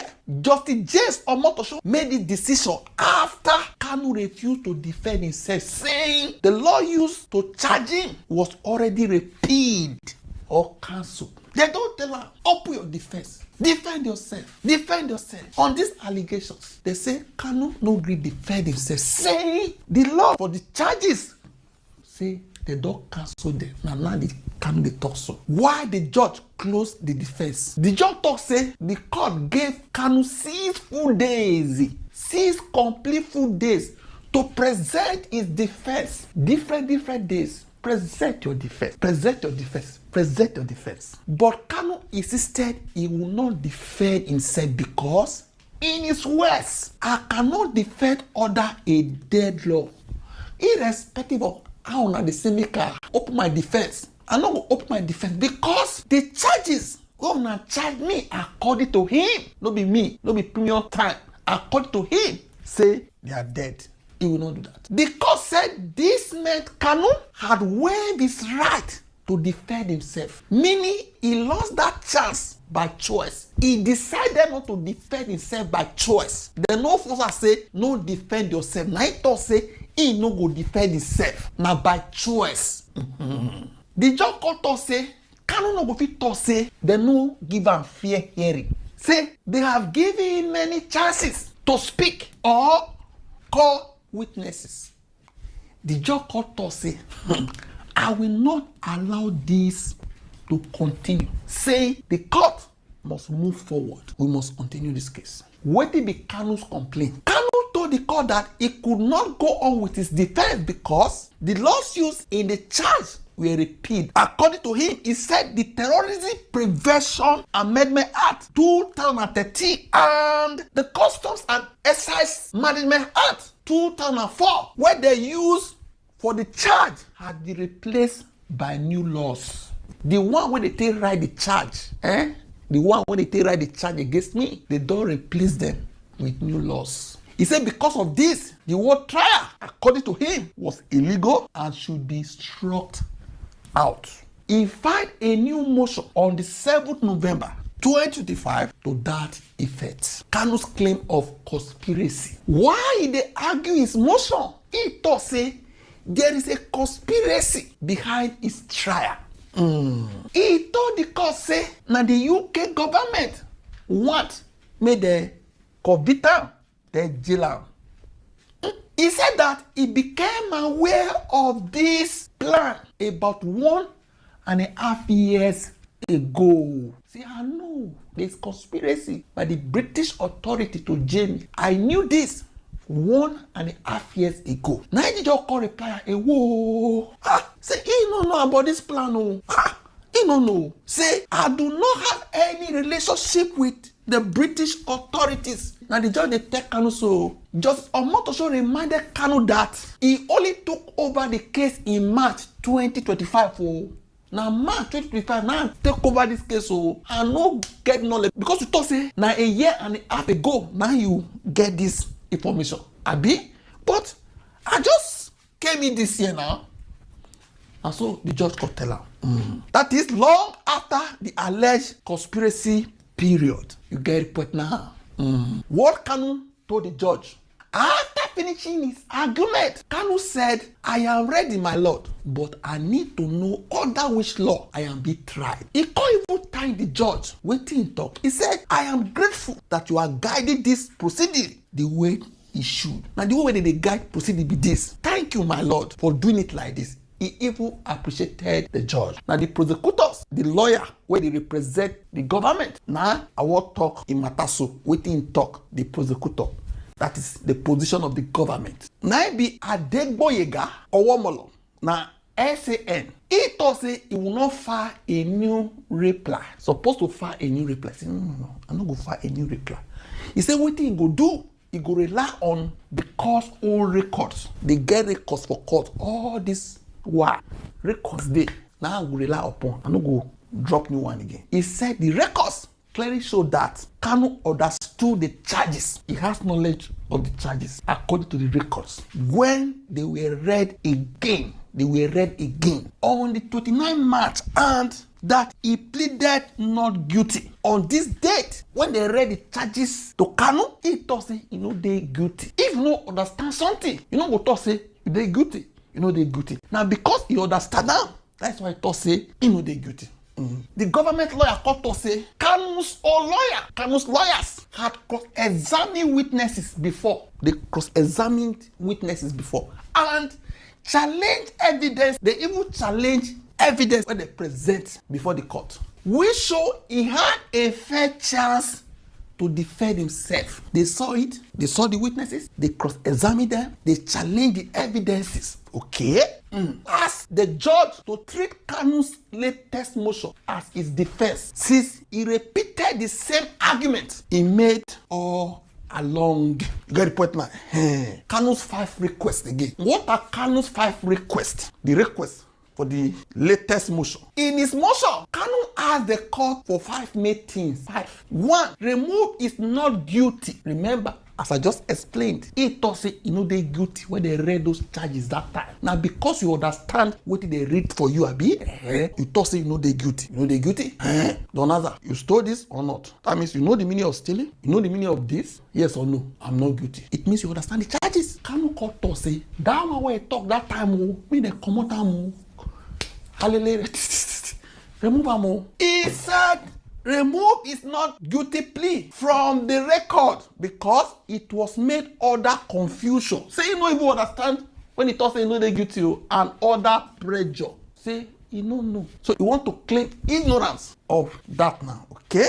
2. Cancel all proceedings that follow that plea. After he thought say you know they guilty, all the proceedings where you follow am, may they cancel them. Declare the charges invalid because it is based on repeat deadlock according to him. 4. Strike out the entire charge because the court has no jurisdiction over a deadlock. Because the charges against me, they were written based on deadlocks. Which law you walk out to judge the matter according to him. Order is immediate release since there is no valid charge against him. If this is correct, there's no valid charge against me according to him. It's 9 reasons. It's 9 reasons. Reason 1, when the charge was first read, he said he no understand. The letter I do yes was made under pressure. The law used in the charge no longer exists under Nigerian law. The Supreme Court has earlier ordered the charge to be corrected, but that was not done. The Constitution forbids trial under a repeat law. The case, he said, disrespect the Supreme Court's judgment. Order the Criminal Justice Act. Any plea made under confusion or deception must be set aside. The court has no jurisdiction to continue with an invalid charge. They explain all this breakdown and explain so. It has been in detention since June 2021 without a valid charge, according to him, a breach of his fundamental rights. Now, we will see the case history as per this new judge. The case began in this new court, that is in Justice Omotosho's court, on 29th March 2025, where Kanu is plea. They gave an accelerated hearing. They thought say during the days given to the prosecution to present his case, Kanu's lawyers often asked for adjournments, such as on the 29th April, 2nd May, 8th May, 14th May, and 21st May. They always ask for adjournment. Later, Kanu dismissed his lawyers, but still had 4 consultants where he used. 1, PAN Ejiofor. He said, you are no longer my lawyer, so but you go be my consultant. Where will they guide me? That's what you do on this time. Alo Ajimako, Maswe Okpara, and Mandela Omegburu, who kept attending proceedings with him. The judge said Kanu was never left without legal guidance. Upon say he thought say he won't defend himself. He was never left without legal guidance. So what comes next? Justice Omotosho said the final judgment will be delivered on the 20th November 2025. At that time, the court will decide whether the charge is valid or not. Because now only the two where they talk with that be whether Kanu's motion should be granted and whether he should be released or convicted. You see, so what do you think about all these things? As I said, run go premium time, go read the news. With this class now, you go understand that better. We don't know what they go talk after the door pronounce judgment. We'll still come back to this class to read the news together. What do you think? Drop off a comment section. Don't forget to like, share, and subscribe to this.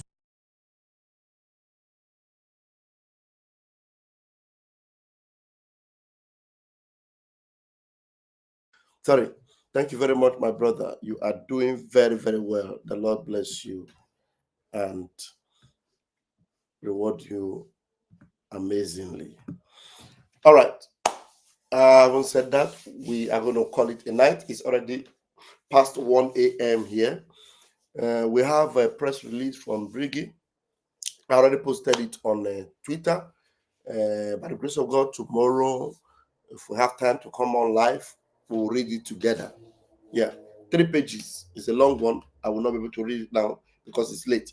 I already posted it on my Twitter handle. Please go there and read it. Otherwise, those that want to wait, maybe tomorrow, by the grace of Chukwu Kabiama, we should be able to read it together when we resurface tomorrow. And that being said, we are going to close the program tonight with admonition or a word from Mazi Nnamdi Kanu and then a prayer. Now, remember that Mazen Kanu said this. Nigeria bribes every ambassador that comes to Nigeria. They give you loads of money. So you will never report what is happening in Nigeria. You don't know that. Your diplomats presiding over the slaughter of the innocent. You cannot speak the truth. We are in the middle of a war. The Fulanis have levied war on every indigenous population, ethnic group in Nigeria. All of you can see it. And that is why people are dying in Nigeria. Nigeria is the only place in turmoil, not making it onto the front pages of newspapers all over the world. Nobody talks about it because they are all compromised. They've been bribed. Repeat. Nigeria bribes every ambassador that comes to Nigeria. They give you loads of money. So you will never report what is happening in Nigeria. You don't know that. Your diplomats presiding over the slaughter of the innocent. You cannot speak the truth. We are in the middle of a war. The Fulanis have levied war on every indigenous population, ethnic group in Nigeria. All of you can see it. And that is why people are dying in Nigeria. Nigeria is the only place in turmoil, not making it onto the front pages of newspapers all over the world. Nobody talks about it because they are all compromised. They've been bribed. All right. So let us pray and call it a night.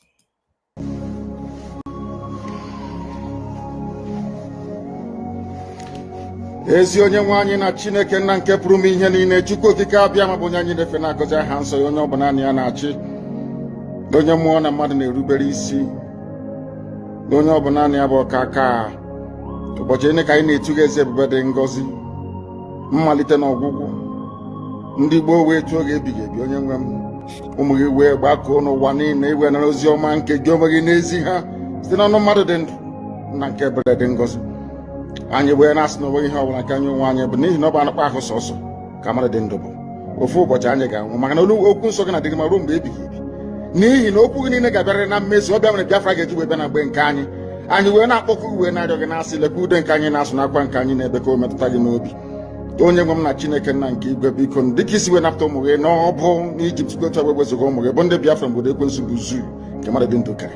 Anyị wee na-aja gị mma na-asị gị n'ime ọnọdụ anyị na anyị ga-ekele ha nsọ gị wee nye gị nsọpụrụ ụtọ na-eji ama mgbe niile. N'ihi na anyị enweghị chi ọzọ ewezuga gị, anyị nwe anyị anaghị efe arụsị. Ọbịa mere iji wee na-agọzi nsọmụkwụ anyị niile. Ọbịa mere IPOB ji wee gbaa mgbọrọgwụ n'ụwa niile. Anyị anaghị atụ egwu mmadụ dị ndụ. Anyị wee na-eto gị eze ebube dị ngọzi, sị gị biko gbatara anyị ọsọ enyemaka. Ọ bụ naanị gị bụ onye anyị refe nwa anyị bụ isi ala nye ka i wee napụta ndị gị n'ọbụ nke ekwensu. Anyị wee na-enye gị ofe na nsọpụrụ na ija ma na-asị lekwa ka ndị iro anyị niile ka kasị wee baa ha ọnụ, ha wee daa hapụ ịkụnye ọzọ. Obodo ekwensu bụ usu ala nwekwa n'ihi eze ebube dị ngọzi. Anya ọnwa anyị bụ ụmụ gị wee na-akpọkọ ha nsọ gị na-asị na emeghị chi ọzọ egwezuga gị. Anyị wee na-aja gị mma wee na-eto gị na-asị onye kere ihe niile kere eke mana nwee onye kere na n'otuto niile na nsọpụrụ niile na ịja mma niile site n'ebighị ebi mara ebi ka a na-arịọ gị ise ise ise. All right. Ndewo. Thank you so very much, Onyendu Nnamdi Kanu. Ndewo, sir. Thank you, sir. Thank you, my Prime Minister, Odogu Mas Simon Ekpa. Thank you. Must be busy making sure that this awareness continues, because whether they like it or not, is our time for freedom, and we are going home. Thank you, Seven Heaven, for joining me. Thank you, Mommy Goibo, for joining me. Thank you, David Ozoichina. Thank you for joining me tonight. Adaigo Dewo. Thank you for joining me tonight. I'll see you guys tomorrow by the grace of God. Catch your phone.